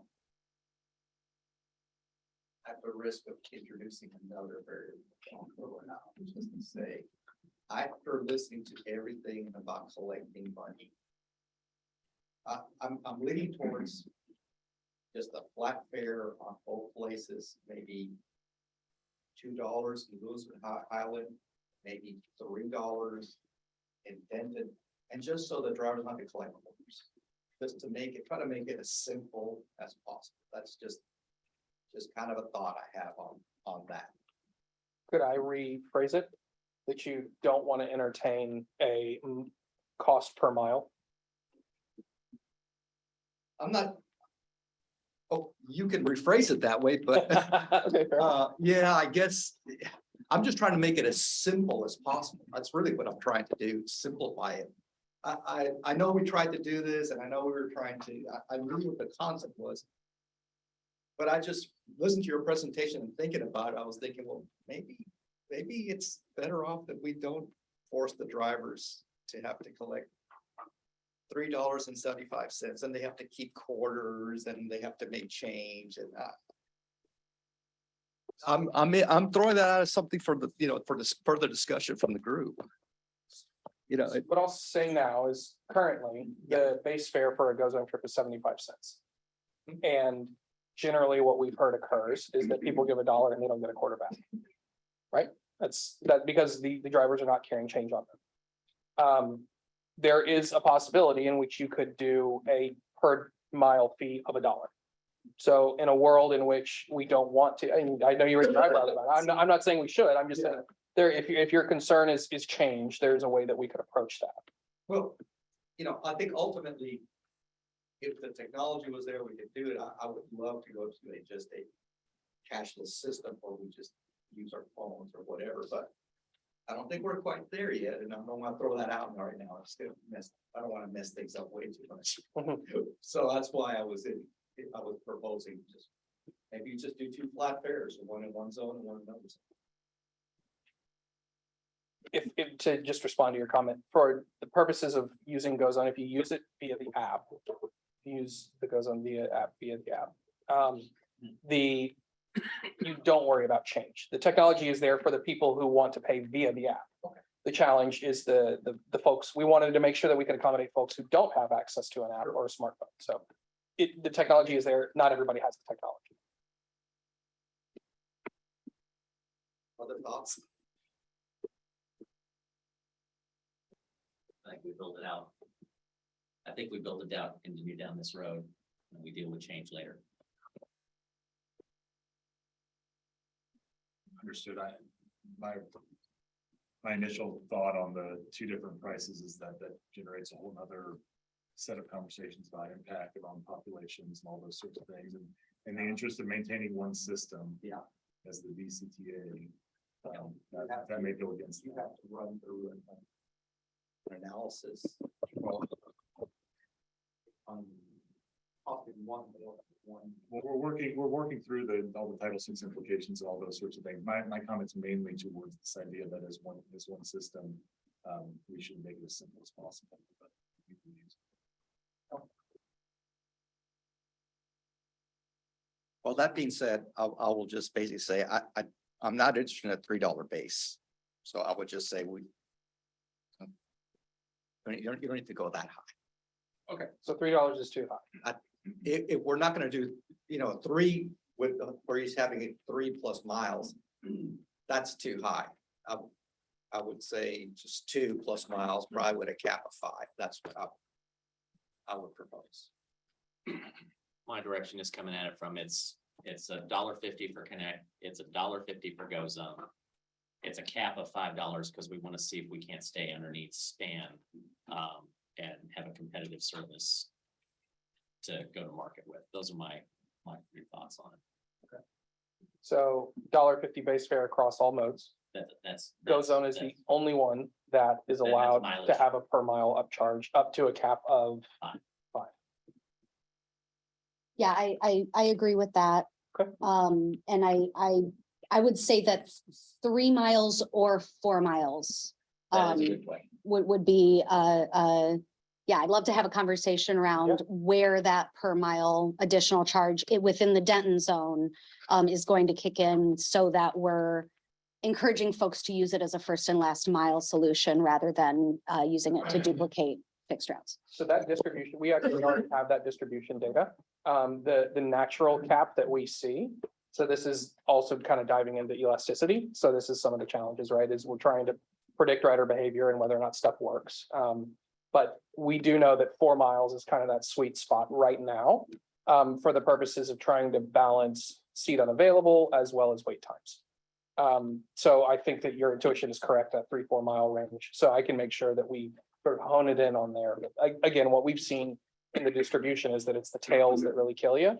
And it's when you get out to 7, 8, 9, 10+ mile trips, that's really when it starts to affect your wait time and stuff. So we can bring that back. And the last time we did the distribution analysis, I think it was up to March. We can add this data in. I suspect it's not going to change. But we can bake that in as well. Yeah, assuming that it doesn't change, it was 2/3 of the rides were 4 miles or less. If we can get consensus that that's the right threshold, or do you want to see the analysis between 3 and 4? You know what I'm comfortable with? I remember seeing that chart where there was a steep drop off after 4. So I'm comfortable saying over 4 miles is when the additional mileage charge kicks in.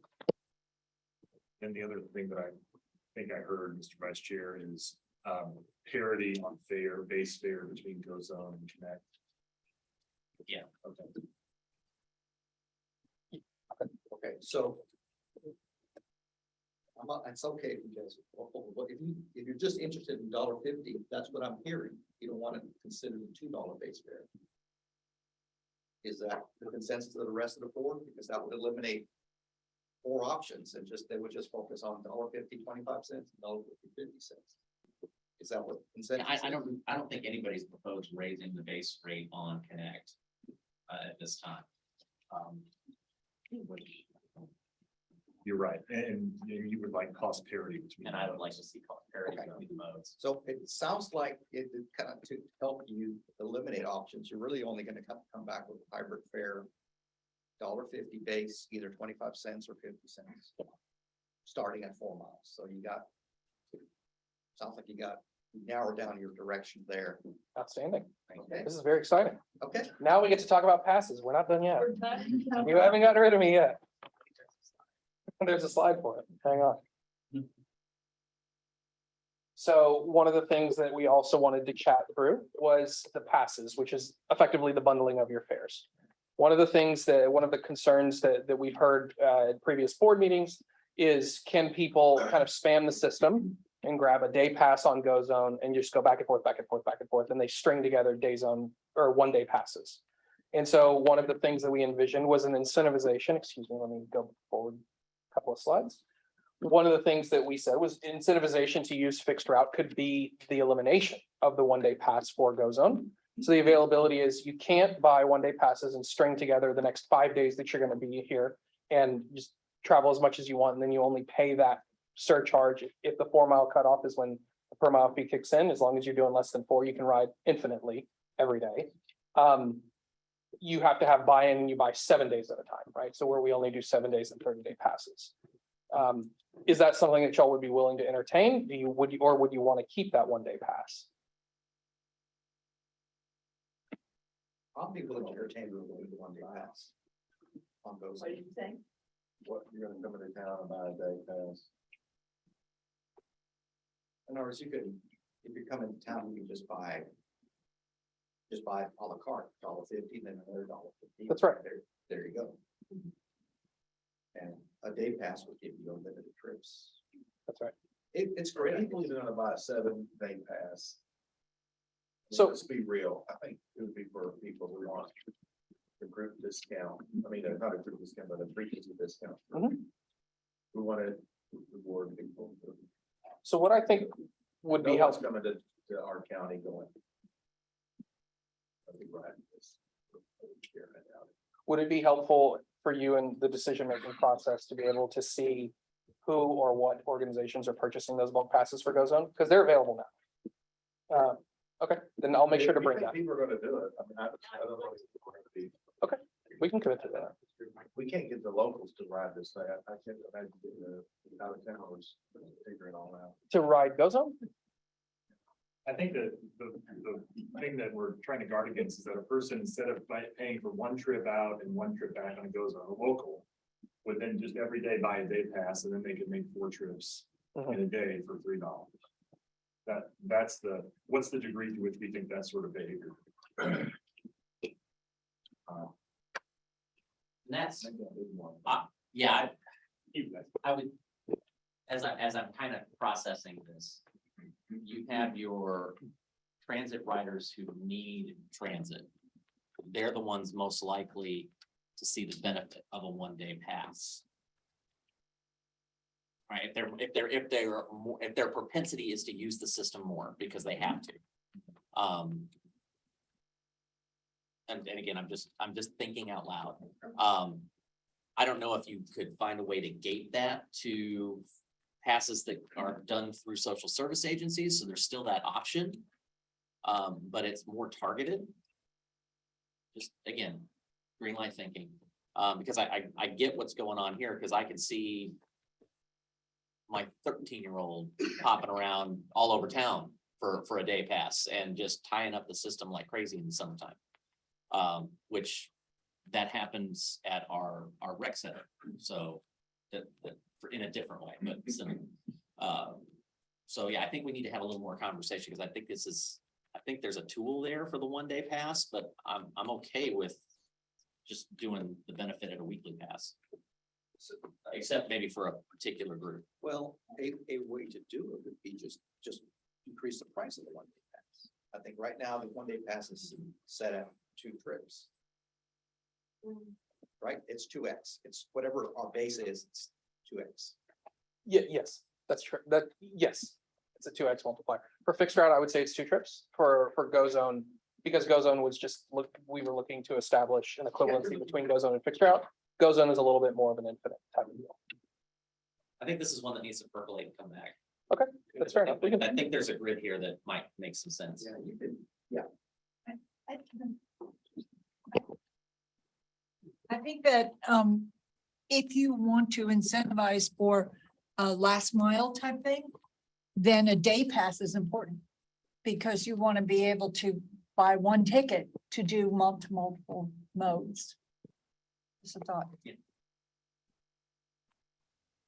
I think we took a good approach. I think we were talking about route redesign of sort of establishing what are the things that we can all agree on. I think I got a sense in the room that in terms of pass portability, that if a GoZone pass is the same price or more expensive than an A Train or Connect pass, whether it's 1 day, 7 day, 30 days, that should, if you purchase a pass for $96 for 30 days, that should get you access to the whole system. So I think, are we all in agreement that we would like for a GoZone pass purchase to be applicable to Connect and A Train? Let's see. From a usability and simplicity sake, it makes all the sense. Yeah, I think you got into this particular issue about the one-day pass. Yeah, mine was all on one day pass. So the 7 and 30s, So I think I would say option 2 for 7 and 30 is fine. That's basically, you're taking that same structure. Again, it's based on whatever the price is. I think we're setting it at 150, so that's going to be 2x, and then you go down. It sounds like that one. Now, the issue then becomes still the 1 day, and that's why I think that one you could tweak a little bit. Maybe it's not actually 2x. It could be something else, something greater. Okay. That might address what Paul says. We're seeing that you just make the price a little higher, which is what he's just saying. You can tweak these things a little bit to get the behavior you want to get. Okay, and Mayor Gilmore, to your point earlier, we can also bring in the idea or the structure around fixed route bulk purchasing and discounting that we provide to nonprofits and that we also provide to qualifying individuals. Is that something that the board would also want to entertain, that whatever situation a person is in, we've already defined it. There's a form that people have to fill out. We map that directly over to GoSo.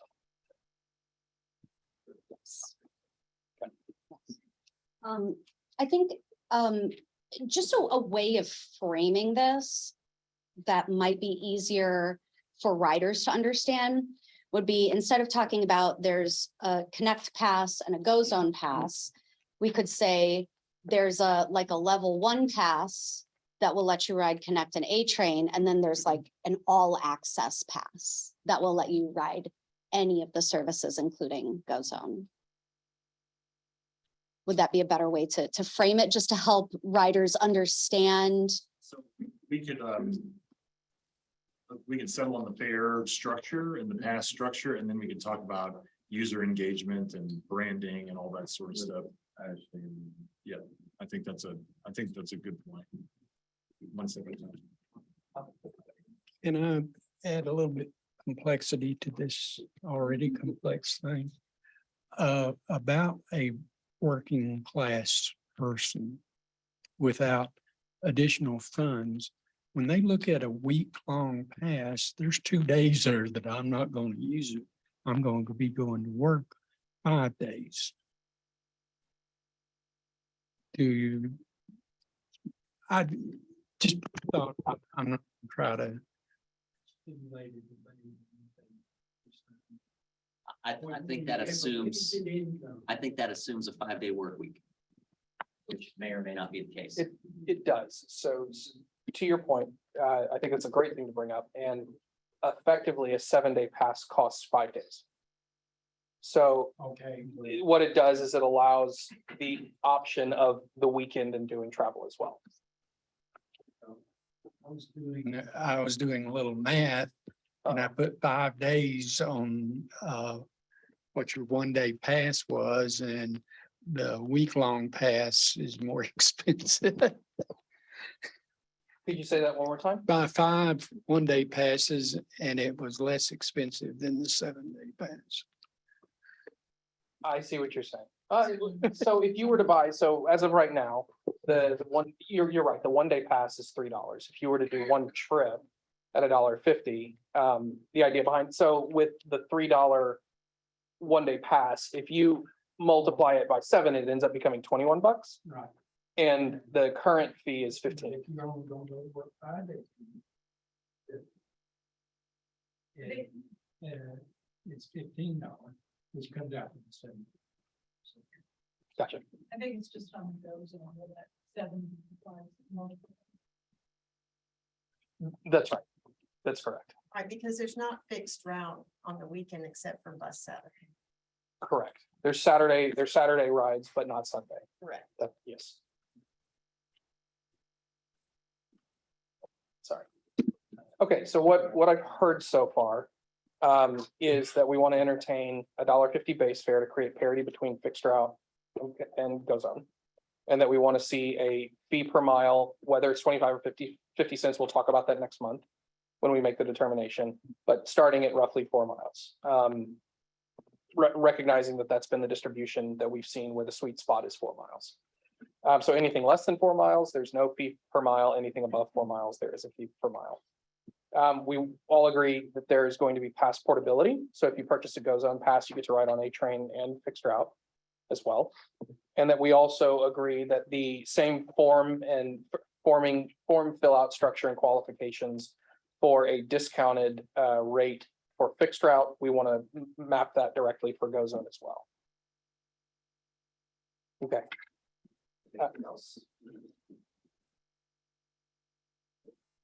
Okay. That's been very helpful. Thank you for your time. I promise I'm done. Your slide for that? No, wait, hang on.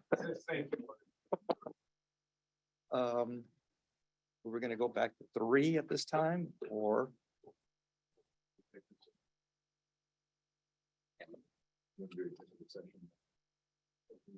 Yeah, let's do executives. Let's do exec session. Is your presenter going to be back here for 3? Yeah, we'll, all right.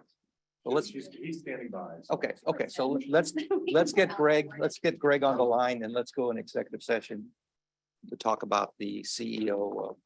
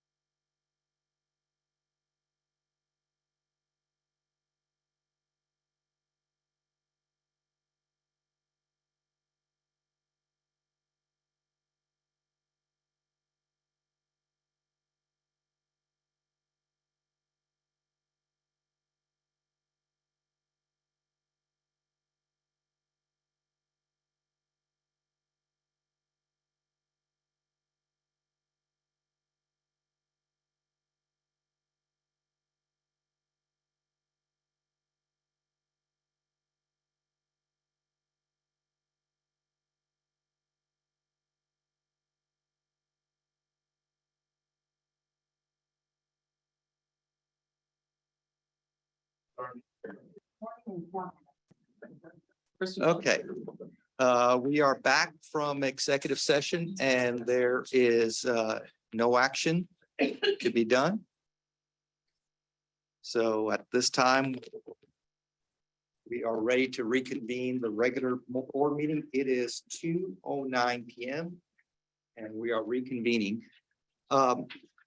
We concluded item 4.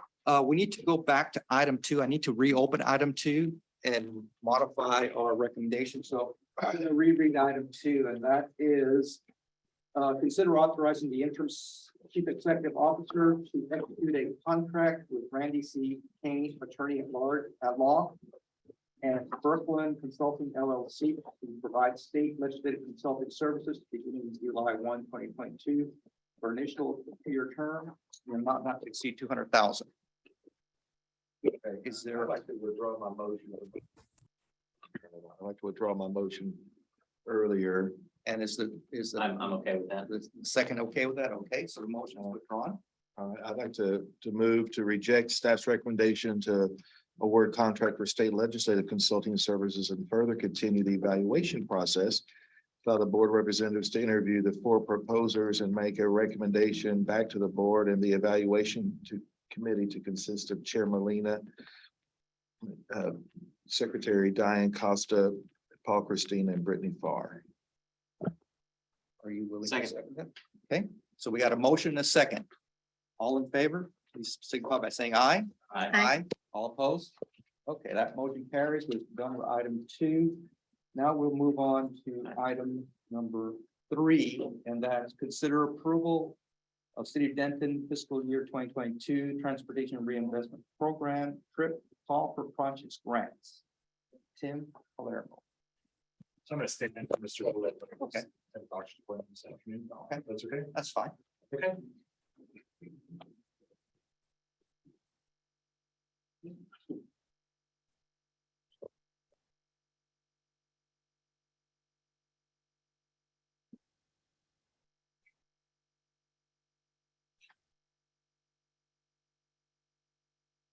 Our staff recommendation is that the board approve the City of Denton's fiscal year 2022 trip transportation reinvestment program projects as presented.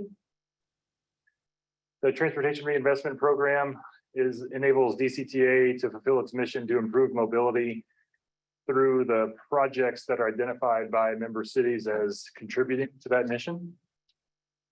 The process, if you recall, in January, we did a call for trip projects after an informational item to the board.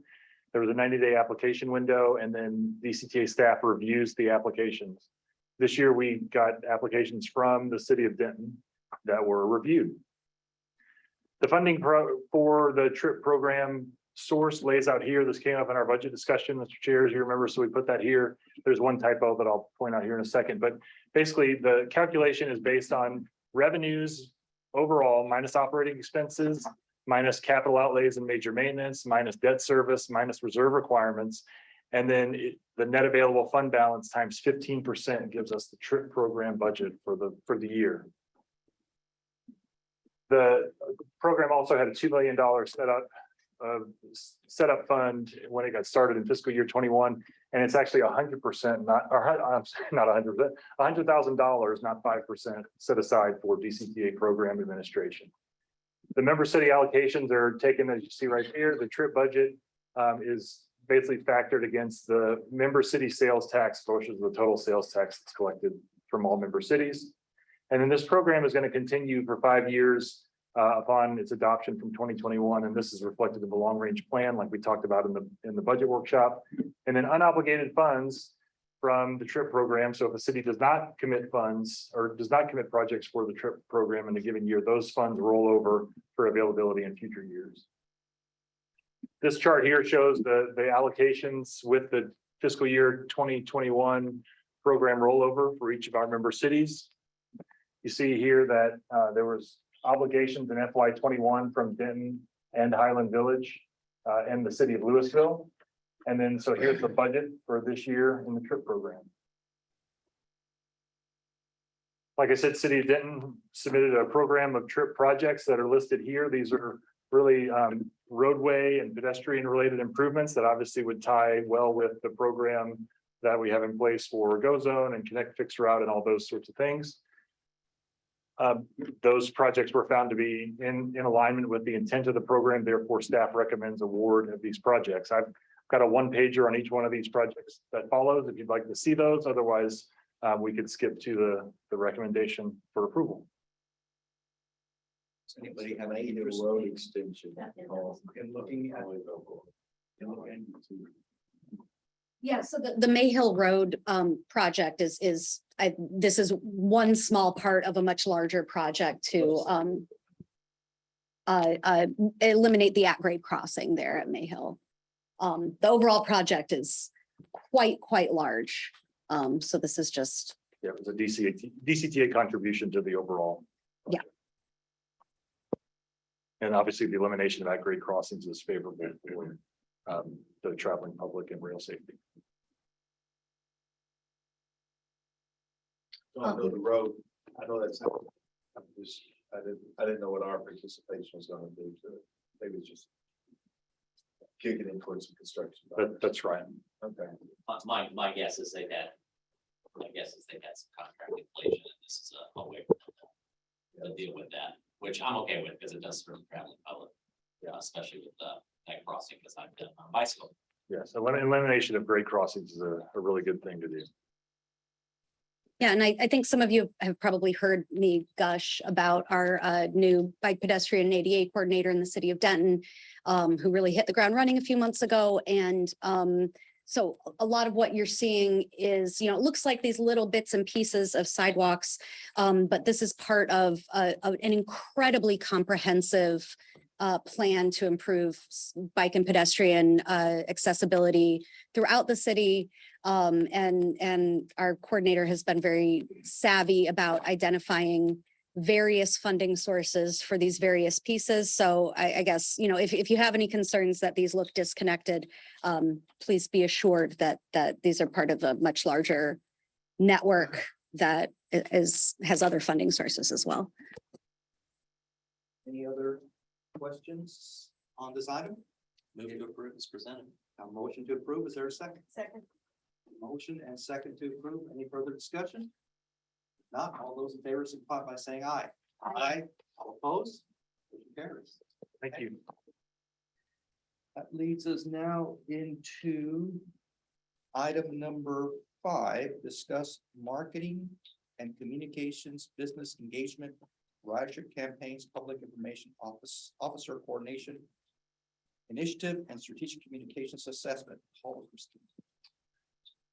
Thank you, Mr. Chair. I'll hang on for this one as our Director of Public Involvement and Communications, Pamela Burns, is on vacation today or this week. So there are a handful of items that we're focused on the marketing and communications front. Number one being around business engagement. And we've had conversation with the board as the team has begun to develop and identify what are those targets for major employers. This list is getting pretty close to complete, as you see here. And the idea is that we begin having initial outreach to these businesses on a go-forward basis beginning in July. I know that some board members would say they would like to be involved with those conversations with businesses in their service area. And so we'd be happy to facilitate that by either the voting board member, the non-voting board member, or the alternate, whoever it might be. And so we anticipate going out and having these sorts of conversations as an introductory approach to say, hey, we're DCTA and we're here to add value to your operation. Where might we be able to do that? If you can help us understand where your employees are coming from and how they're getting here, then we can try to start matching service products to what they need, which is directly aligned with what we talked about in our strategic work session about a market-based approach, an entrepreneurial approach to this sort of effort. The second is a ridership campaign on high gas prices, which are not abating. And so we're hearing and seeing this across the country as transit agencies are moving to take advantage of this, as are we. We began a dump to pump ride DCTA campaign with the fare free day for Connect and A-Train a week ago today. And in the month of July is where this will really be taking off. And you see some of the marketing collateral there. Our budget for the effort within our current authorized budget for the team is about just short of $10,000. And these are the places where we'll be putting these sorts of ads. So you'll start to see those. And then obviously our team will be able to get the metrics and measures that come from this in terms of the number of impressions the use on all that sort of thing. And so you should be expecting to see that in the month of July. Another one of our initiatives is the Public Information Officer Committee, where we are doing everything that we can to align the DCTA message with the other outlets that are also amongst our member cities and our service area, as they're also talking about things that are important to them. So we've identified here are the stakeholders in those groups, and the summer schedules have been pretty difficult to manage, but what we're expecting is that we'll be on a quarterly cadence with these folks to talk about how we can align our messages collectively with all of theirs so that we speak with one voice as an agency with our member cities. I'll say that this idea of a quarterly rhythm of engagement is something that I'm really focused on, not just on marketing and communications, but also project alignment. For example, we were with NCT COG staff and I got to meet with Michael Morris yesterday just to check in, say, hey, how's it going? But then also to make sure that we're synced up on things like the Denton County Transit Study, that sort of stuff. Meetings with city managers on a quarterly basis that we've been conducting, all those sorts of things. So the idea is that our message is their message is our message, and our plans are synced up so that we see more positive outputs like the trip program projects you just saw in the city of Denton. And then lastly, just an update on our strategic marketing and communications assessment. Got lots of good feedback on our consultant partners at Minerva who provided their time for us. So thank you for that. And I definitely passed that along. Yesterday, I was with the Minerva team over Teams, and we talked about this thing they're calling a key messages summary. And this is really the building blocks of what you're probably most familiar with around mission and vision and values and all that sort of thing. But we've got a draft of this key message summary that enables really to provide this foundation of common language and the things that we can all agree upon that this agency should be doing moving forward to achieve the goals and objectives that you're after. I want to highlight this. This is really important. Not only is it going to inform an outward facing message, but it's going to inform an inward facing message too, because it's really important that every person who works at DCTA understands how their role ties to the delivery of measurable and effective performance objectives. In other words, if we set a ridership goal to double ridership by 2030, for example, every individual at DCTA has a role to play in that. And these sorts of key messages are going to help us to begin to articulate what those goals are and how they tie together. I think this is really important for the way this agency moves forward. So in terms of next steps, I'll be talking with Minerva again in the beginning of July. And we're going to prepare to bring Minerva back for a briefing as to here's how these pieces start to fit together. We're not going to wordsmith. We're not going to spend time in this forum wordsmithing this mission statement or anything like that, but just begin to give you a view of how all these pieces fit together and allow you the opportunity to provide input so that ultimately we can get to that sort of concrete outcome and what's hanging on the wall. Make sense? Okay. Thank you very much. I'll give it over to Mr. Langer with the chair's direction. Item 6.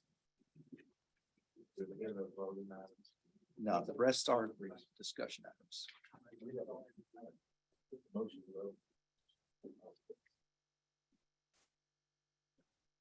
Chairman, members of the board, I'm agreeing now. Thanks.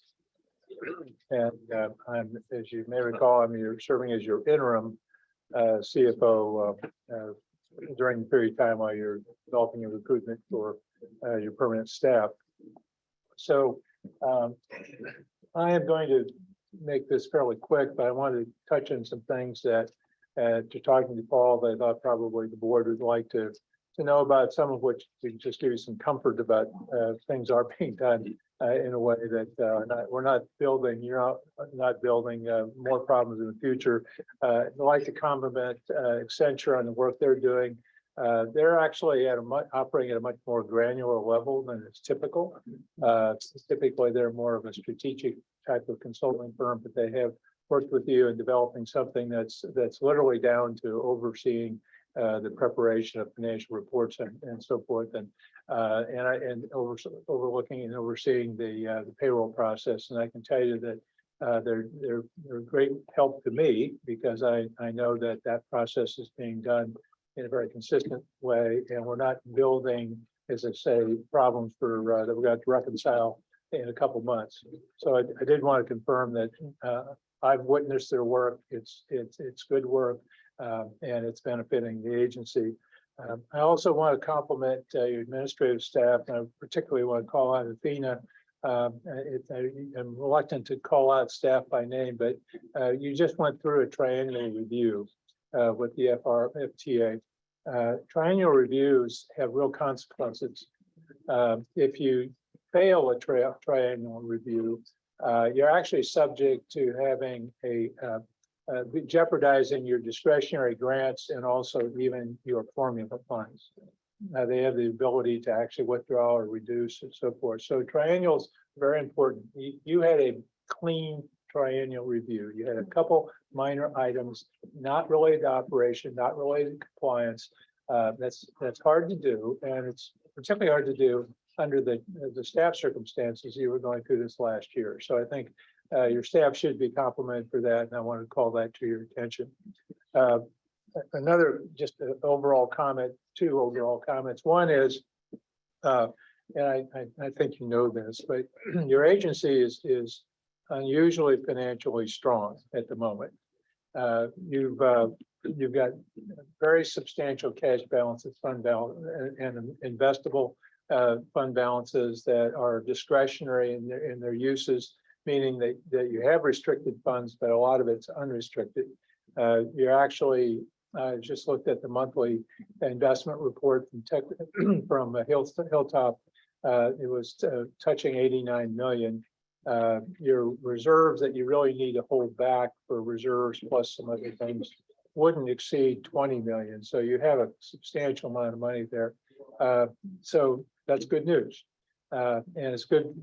A couple of things coincident with that, they're good, is that, as I'm sure you know, interest rates just recently have adjusted up significantly. You can now get inside of 9 months to a year interest rates as much as 2% in government securities. That's very unusual given the last 3 or 4 years. So working with Paul and Hilltop and staff, I'm going to put together a proposal for basically laddering out over the next 12 months. Your investments are available that really don't even get close to your reserves. There's easily another $750,000 you should be able to earn during that period of time, and not affect your trip reserves, not affect any of the others. So that's a good thing, and sometimes life treats you fairly. So the other comment I'd make about fund balances is that it puts you in a really unique position to leverage discretionary federal grants. Because local match is always a problem. Many local agencies are unable to actually lock down a grant because they don't have the local match. But part two of that is that if you can overmatch, if a grant requires a minimum of 20%, if you can overmatch to 30 or 40%, you score better in the application. So if you can leverage 2 to 1, 3 to 1, and really go after some significant dollars that would otherwise not be available, it's a great opportunity. These windows open and close. So you have that opportunity. It's something that's really worth focusing on. And again, you know, it's good to be you. Finally, just as an overall view, I'm going to touch into a couple of things and drill down a bit, but I'm going to get off the stage. You're a young agency, and you happen to have come along at an interesting time where technology has changed a great deal. As you know, you were discussing it earlier today. The modal solutions that are available for you to consider and offer are considerably broader than they were 10 years ago. You know, basically public transit 10 to 15 years ago was bus and rail, and paratransit is the other one, which is kind of basically non-demand, but a very structured kind. And that was really it. The introduction of true on-demand, you know, the Uber-like services and the Via and what you're doing, that really has just arrived in the last 10 years. And it now really does give you the opportunity to consider providing coverage under a variety of policy circumstances to an entire service area. Usually, a transit agency would be unable to offer service to everybody inside the service area because you just couldn't reach them on a practical basis. Under an on-demand strategy, that you can. Now, the issue, if you are really looking at on-demand, is that they have to execute. And you had those conversations, and you'll have continuing conversations in that. That's an execution problem. That's not a policy problem. The policy issue is, do you want, what's your mix between on-demand, paratransit, and rail, and bus, and so forth. But you're in a great position to do it there. Paul and I have talked about the fact that you really can, as a mission statement, integrate the notion of an integrated mobility platform that can offer public transportation solutions for nearly all residents who need or want it. That was not something that an agency could say a decade ago. It just really wasn't possible to do that. It is now. So it's a matter of how you choose as an agency. So that's an overview. It's a flyover, and I'm not permanently part of your agency, so I'm not trying to cast an opinion. I'm just simply saying you have an interesting opportunity. A couple of very specific things that I want to talk to. I'm obviously alert to the discussions that you've had with Accenture in regard to the finance team, staffing, and ERP and everything associated with that. You've heard, I think, a number of times that you have a lot of spreadsheets and that well more than you would think that you would have in a reasonably good, well-functioning software system. And so you have good reasons to consider moving to something that is can relieve staff of producing and so many spreadsheets, and then and introducing error that inevitably occurs when you download information from an automated system onto a spreadsheet, modify it, upload it back. That you're just introducing error, and so the more of those things you can reduce, the better. You have a relative few people who are managing all this, so you really want to offload those kinds of things to the extent you can. So I certainly applaud the notion. I support the idea to move on an ERP solution on a timely basis. My only caution, and it's a simple one, don't change auditors while you're doing it. Because I've gone through that life, and it's not a good thing. So hang on to your auditor, and after that, you can have a discussion. You should be able to get this done in the next couple of years. I think the contract with the auditor goes a few more years than that. But the point is you've got to be real careful about the transition between fiscal periods and the transition between an old system and a new system, and tying out the totals and making sure they all come over is no small thing. I actually had to step in for a CFO that got demoted, and it was just because of that, just because they hadn't overseen that, and there was $1 million they couldn't find for a couple of years, and it was all related to that. So just be careful is the main thing. And the other thing is appreciate the fact that an overly sophisticated ERP system is not manageable by a staff. That's a small staff. So you have to calibrate your staff capabilities to your software capabilities, and just because you only use 10 to 20% of software anyway, because these large systems are basically designed for a whole lot of people. But anyway, it's a good thing. You're heading in the right direction.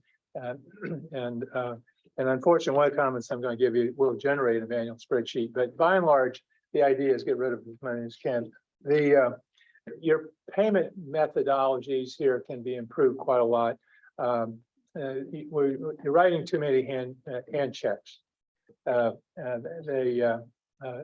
Hand checks are the bane of banks because they can get intercepted between here and the bank, and they often do, and then they can be basically copied, reintroduced ahead of when the vendor has introduced it. Then you're going through the whole reconcilement process.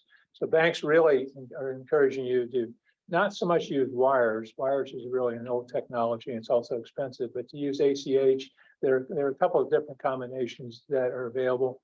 I just talked to Wells Fargo yesterday. They're setting up a team meeting next week and talk about how specifically to move you over to that, but we need to do it coincident with also your considerations on software change order. So we'll do it in an appropriate manner, but now ACH is a good thing. It actually is more secure.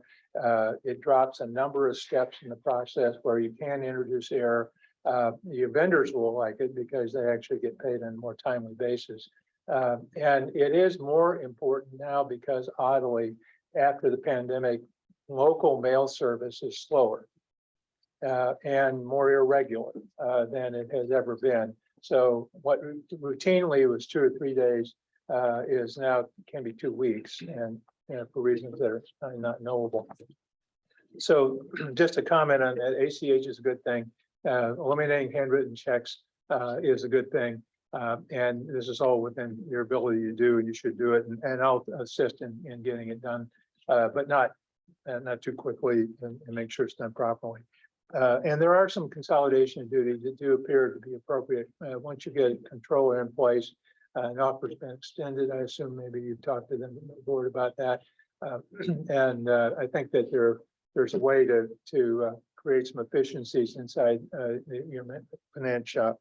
A little bit about fair policies. I heard you talk a lot about fair policies, fair collection today. I'm not going to weigh in on the fair policy side. I've had a lot of practice in that area, but I'm really going to weigh in on the fair collection and the cash side of it for a minute. I want to make sure that we differentiate between cash-free and fare-free. What I'm talking about in the next set of comments is cash-free, not fare-free. That's a different discussion, and you're having it, but that's not really where I'm going. You have a very small bus system that collects a very small amount of cash on a daily basis, and it's handled by way too many people. So you have the worst possible situation. I'm not suggesting for a second that anything untoward or inappropriate is occurring, but the opportunity for mistakes and the opportunity for abuse is there. In a high functioning transit system that has a lot of volume, the cost of cash collection is about 15%.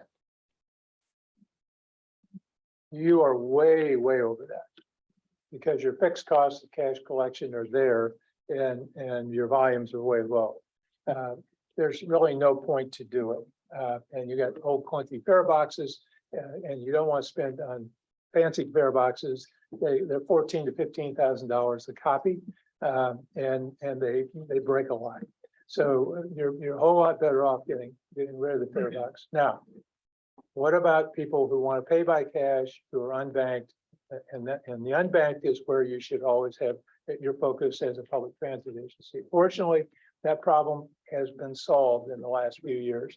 There are several ways to do it, but Incom is one of the biggest banking groups on this, but there are several others. They've all worked out deals with 7-Eleven, CVS, and others to do cash to payment, cash to bills, cash to card, cash to mobile. So you can go in and you can pay your bill, you can pay your ticket, you can pay it for a pass, whatever, literally by walking in, paying cash, and then it gets converted right there at the check. As you know, there's a lot of 7-Elevens, a lot of CVSs, and that's the whole point. And you, in fact, you have several thousand in DFW. Now, the point is that you really are not trying to inconvenience your passengers and your riders. You're trying to help them make better choices. Cash is the most expensive ticket a rider can pay for because there's no volume discount. They're buying retail. They're not buying any kind of discount.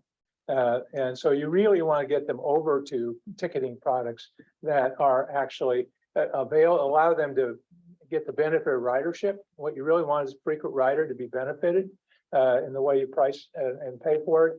Cash is not the way to do that. So I would strongly recommend, number one, that you discontinue accepting cash. That doesn't mean you discontinue accepting fares. Visual validation, which is the most common way in smaller systems, which just means you're showing a mobile ticket on a phone. You're presenting a paper pass of some sort that's been obtained at a store to the bus operator, and that's the basis of moving forward. And you can totally remove the cash from the system. I strongly recommend you do that. You've had some conversation on that. That's different than fare free, that's a different discussion. And I know that there are opinions in that both ways. The you had some talking about transfers and so forth, and I would encourage you to give consideration one other thing, which I've not heard you talk about the several times I've heard you talk about that, and that is the integration of your fares with the other transit agencies. Because a lot of your riders are actually going cross region, particularly on the A train, and particularly when it was much more active than it is now. And you used to have an express bus service that actually went from downtown Denton all the way downtown Dallas. And there are different fare policies, different methodologies, and it warrants some discussion. And you just need to kind of figure out how you want to weave that in. I will tell you that I know that the Dart Go Pass method platform is integrated now with VIA and Trinity Metro, so that you can use a single app and not have to force your riders to go to two apps. And you know that, and you never want to force your rider to have to jump between apps to complete a thought, you know, because they're trying to do trip planning and they're trying to do ticket purchasing, and they're also trying to get notifications. You want the app to be useful and be sticky, and to do that, you really need to have it integrated if you can. So I would encourage you to give some serious thought to doing that. One last thing, and this is where an extra spreadsheet comes in, and I'm sorry. You can really capture daily ridership information now. You do not need AP automatic people counters. You do not need a whole lot of things. It's a little work, but if you think it through, on your VIA side, that's being collected daily. On your A train side, that's being collected daily by the conductors. If you go down the list on the paratransit, that's being collected daily. On the bus side is the one area where you're not collecting it daily, and you should. I'm sorry, I mean, you just should. Not knowing daily counts, and you should collect the daily counts. You should collect the weather that occurred that day, and any special events that happened that day too, like state fairs or football games, all that sort of stuff. Because over a couple of years, that becomes highly relevant information, so you can gauge the impact and ridership impact of different kinds of events and different kinds of weather situations. And you can anticipate then how to run your system. You actually can get pretty close to every 3 hour kind of ridership counts, but that does take a little bit more work. I will tell you that when we analyzed that in Dallas back 15 years ago, we had a lot of 30-year veterans there. And when I got all the data, it turns out I did a poll of everybody who has been around for a while and said, okay, when's the highest ridership period on bus? And there was a huge debate, morning peak, evening peak. It was, but they were all wrong. It was midday. Midday is when a lot of riders ride buses, and it's people who are going to the doctors and shopping, students. I mean, there's a lot of midday ridership when you start breaking it down that way. So and we actually changed our fare structure to discount in the midday to really adopt that. And also it helped us to address an equity issue. And because that group is also mostly transit dependent. Two other things, and I'll jump off the stage. The simple statement, innovation and innovative technology solutions are your friend. You're a young agency, you don't have a lot of legacy software or legacy investments that you've made to rip out. And the technologies that are going in now are cloud oriented and hardware light. The stuff that went into transit for years was hardware heavy, all kinds of stuff, cameras, devices on the fare boxes that go down the list. We used to refer to buses as MTPs, mobile technology platforms, because they had so much stuff on them, and all that stuff breaks. And it breaks at different times, and it comes from different vendors, and you have all kinds of procurement problems. So the less hardware intensive you can be, the better. The new technologies you're talking to Swiftly has got some wonderful technology that's hardware light, that's really in your interest, and you can introduce things that will allow you to have the same capabilities for the benefit of your riders that the biggest systems have after spending literally hundreds of millions of dollars. That's a good thing. And it really doesn't come at a high price. It's good to be you. You're arrived of age at the right time. The other thing I would want to point out on your budgeting, and this is it.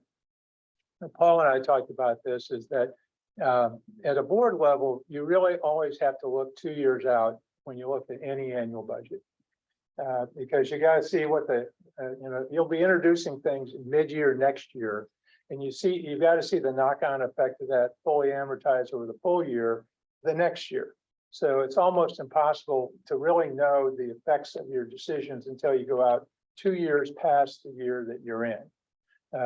The other thing is that, and it kind of makes sense when you think about it, and you're thoughtful people, and I've also found that actually for budgeting purposes, it's useful to just thinking in terms of cash. We accountants love accrual accounting, and we love depreciation and all the other things that roll into the consolidated financial statements. It's not really the way you budget.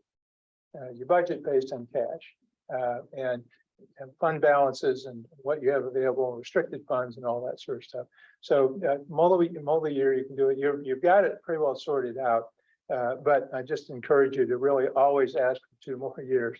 And then finally, on your financial plan, the point of a financial plan, a 20-year financial plan, is to put everything in there that you anticipate you're going to have an obligation to address and fund during that period of time.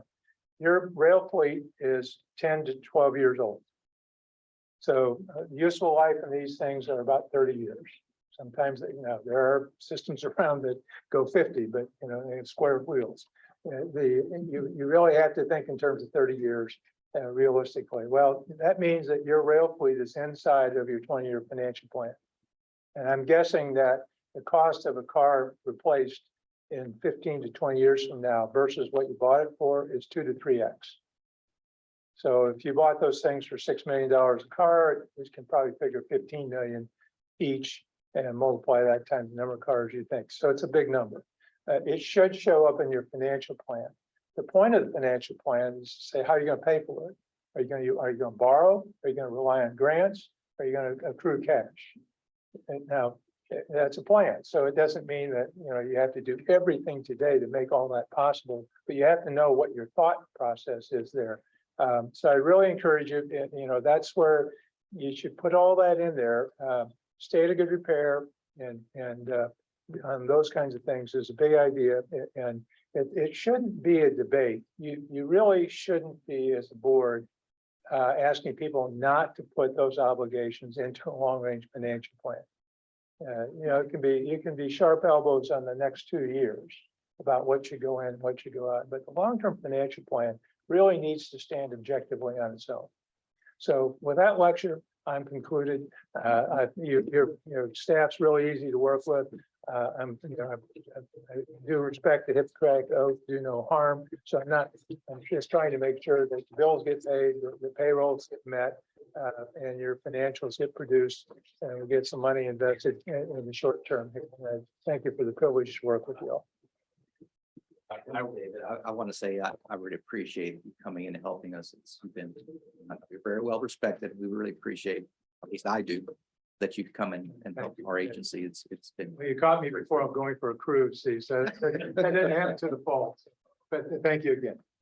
Hard to overstate the value of the wisdom and experience that David brings, and certainly his fingerprints are already on the things that you're seeing, especially with regard to the budget and all that sort of stuff. So as an interim CEO, I say thank you very much.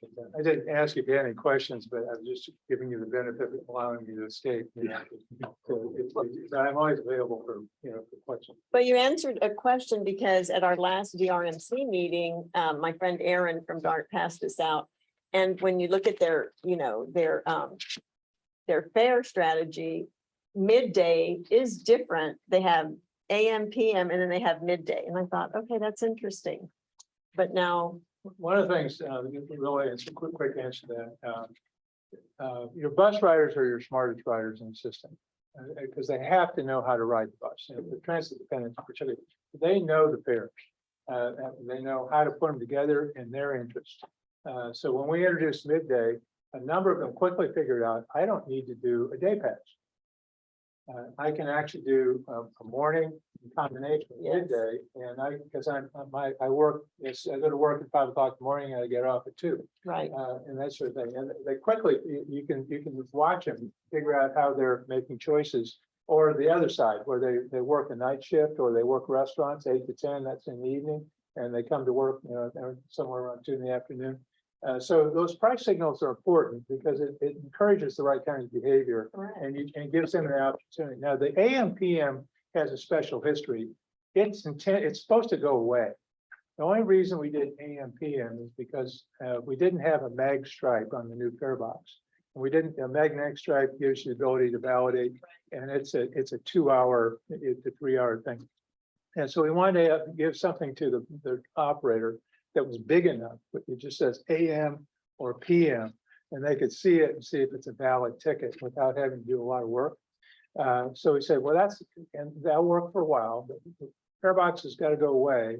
And then we've got to figure out a different scheme. Well, things happened. The AM PM has been there now for about 5 years. And it's not bad, but again, it's one of those things where people know how to use the AM or PM. They definitely do not need to buy a day pass. Final comment on day passes. The way most systems use day passes is to avoid transfers. Because in bigger systems, you're multimodal, and you almost always are moving from bus to rail or rail to rail, but you're going to and if you do that, the old systems, you actually had to buy a transfer, 25 cents, 50 cents. It never works out very well, creates all kinds of abuse and irritation. So the pass is intended really to be multimodal.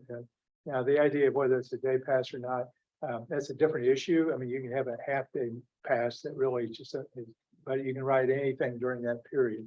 And that's actually what a lot of agencies do. And a lot of the day pass, the problem with day pass is I don't make as much money if I'm an agency operator because it's too good a deal. And the theory of day pass, by the way, is 4 trips. And that's how a lot of people price them. So anyway, different.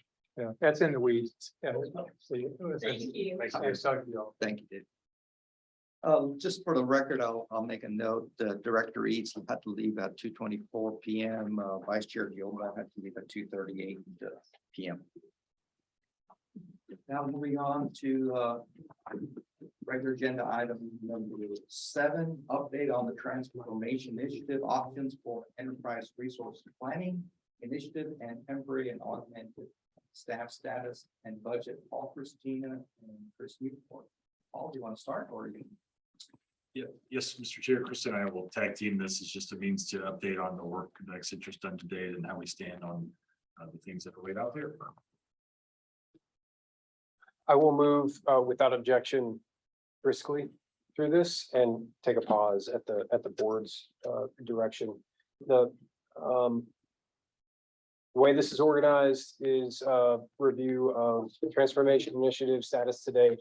And we'll talk briefly about the ERP initiative. You all have talked as a board extensively about that recently.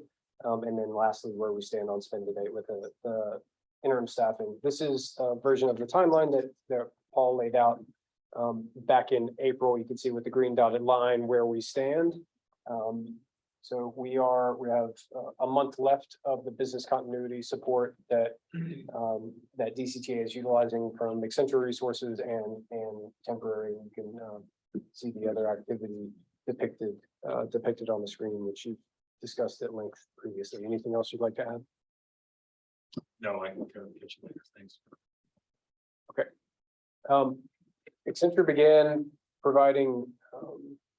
facilitating DCTA through its transformation initiative in August of 2020. The chair and Mayor Costa remember this well.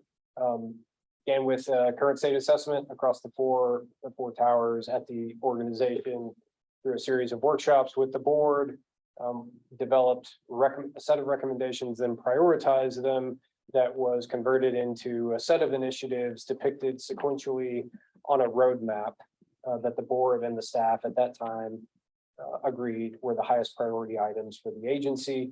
And the wheel that you see on the right, the point of the roadmap and the initiatives were to create start generating a set of capabilities that would be mutually reinforcing and creating a positive feedback loop for the board and staff to have a operating model to drive continuous improvement. There were, and this slide depicts the 30 projects that were the candidates. So this was part of the prioritization workshop that we went through with the board. There were a number of other slides and inputs that was used, but we had these 30, this list of 30 potential projects that were recommended for consideration. And you can see with the key on the left, they were organized around whether or not they were related to one of the 4 towers that were the subject of the current state assessment, or if they were cross-cutting across the agency. So 30 to begin with, which was reduced through that prioritization workshop to a set of 20 that was then laid out sequentially across a series of 5 years in the form of a roadmap. We've updated that to depict where we stand today. The depiction in green represents an issue that's complete. In pink, I think pink or peach is from our perspective underway in a meaningful way.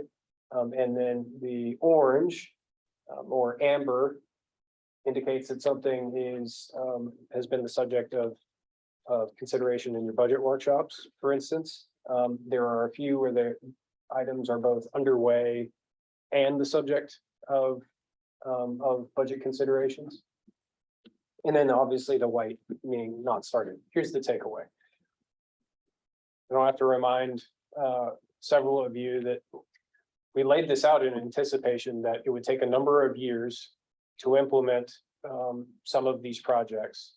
And as you can see on the page, I think this is a fair representation of where the agency is, in particular over the last 6 to 8 months. The amount of progress is significant. And the ambition has been high.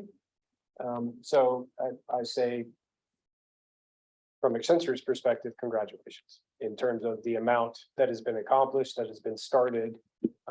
These are not insignificant undertakings.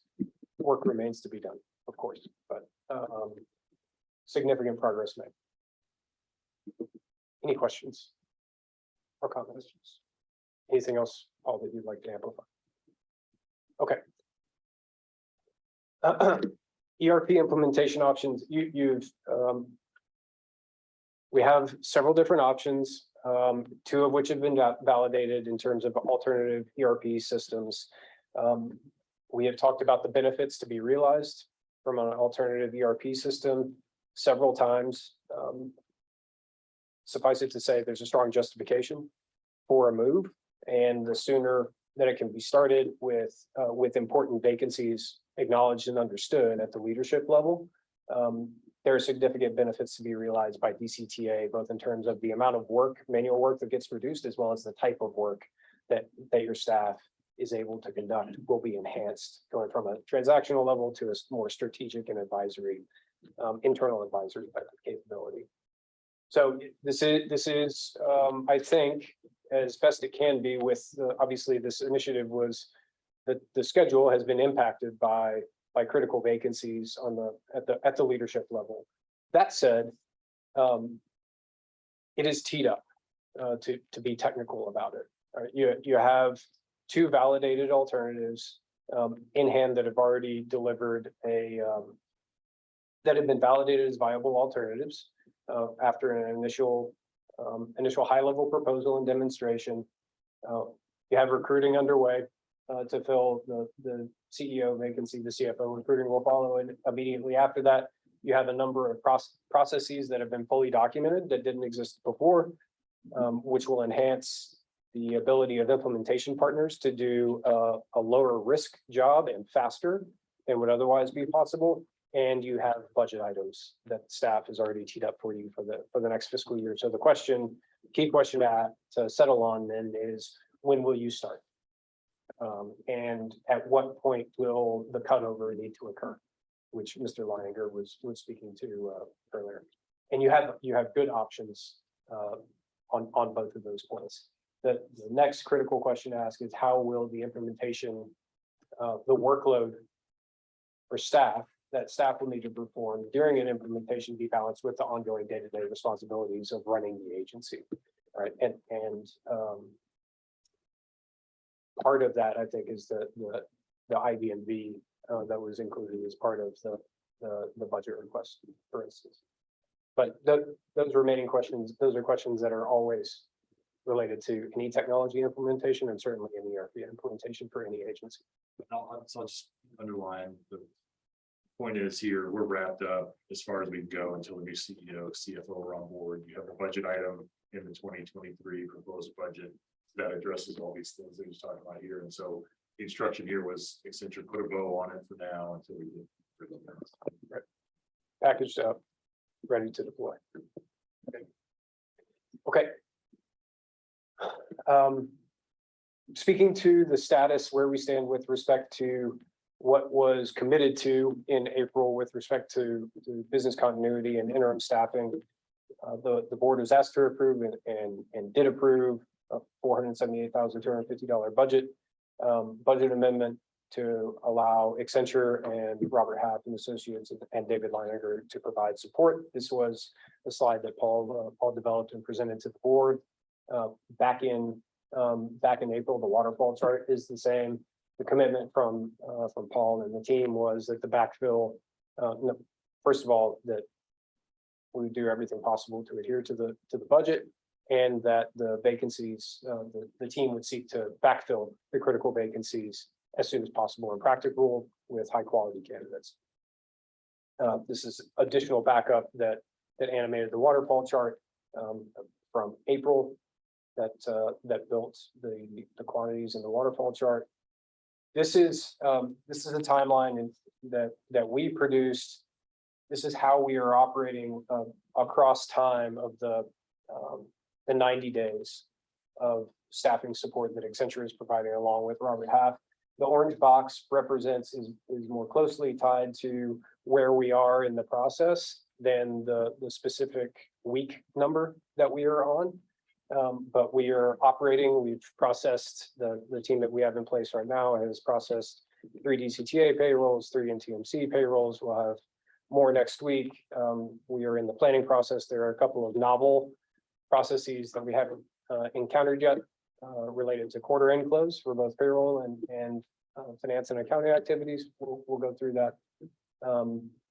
But we're operating, the job is getting done. We continue to learn and continue to seek to improve the speed and the quality with which we deliver the service.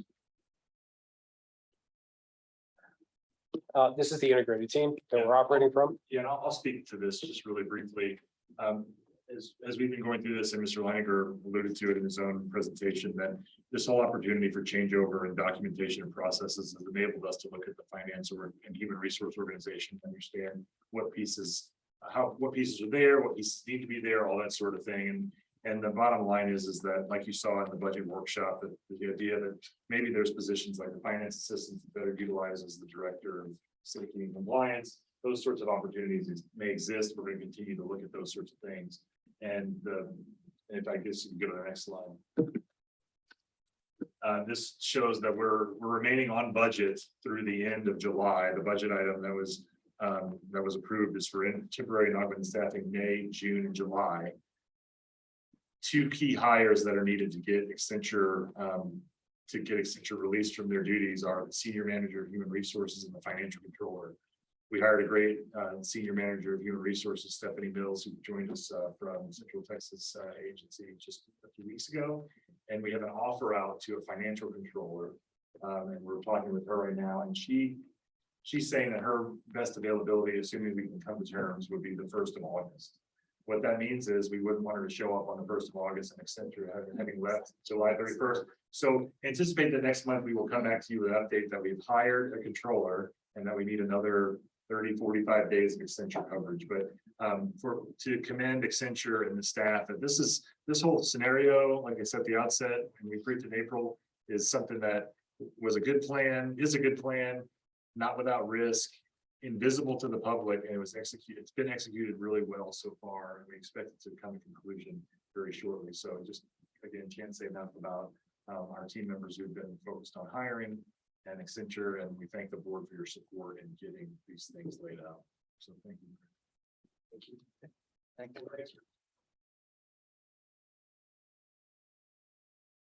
Any questions on that? Questions? All right, we're moving on to regular agenda item 8, discuss local and regional transportation updates and legislative issues. I don't have any. Diane, do you have any issues? No, not really, just that, so from the RTC,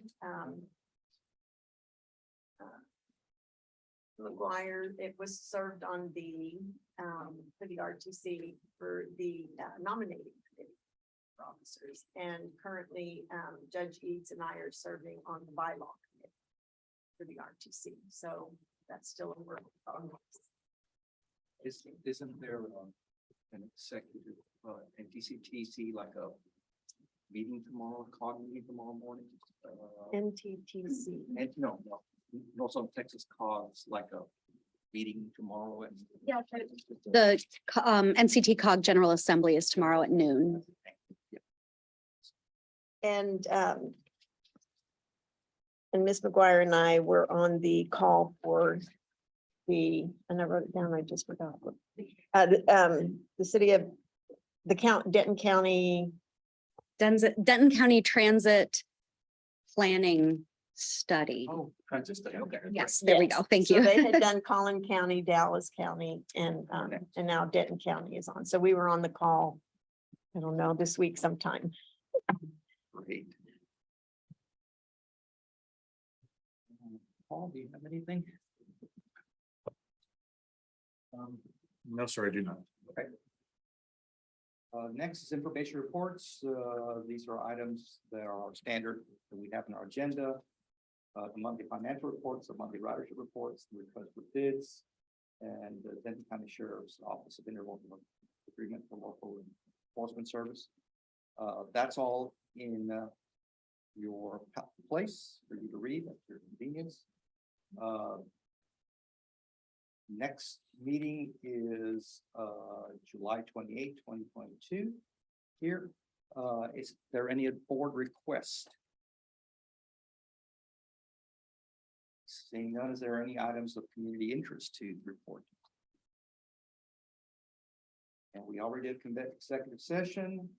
So if there is nothing else, is there a motion to adjourn?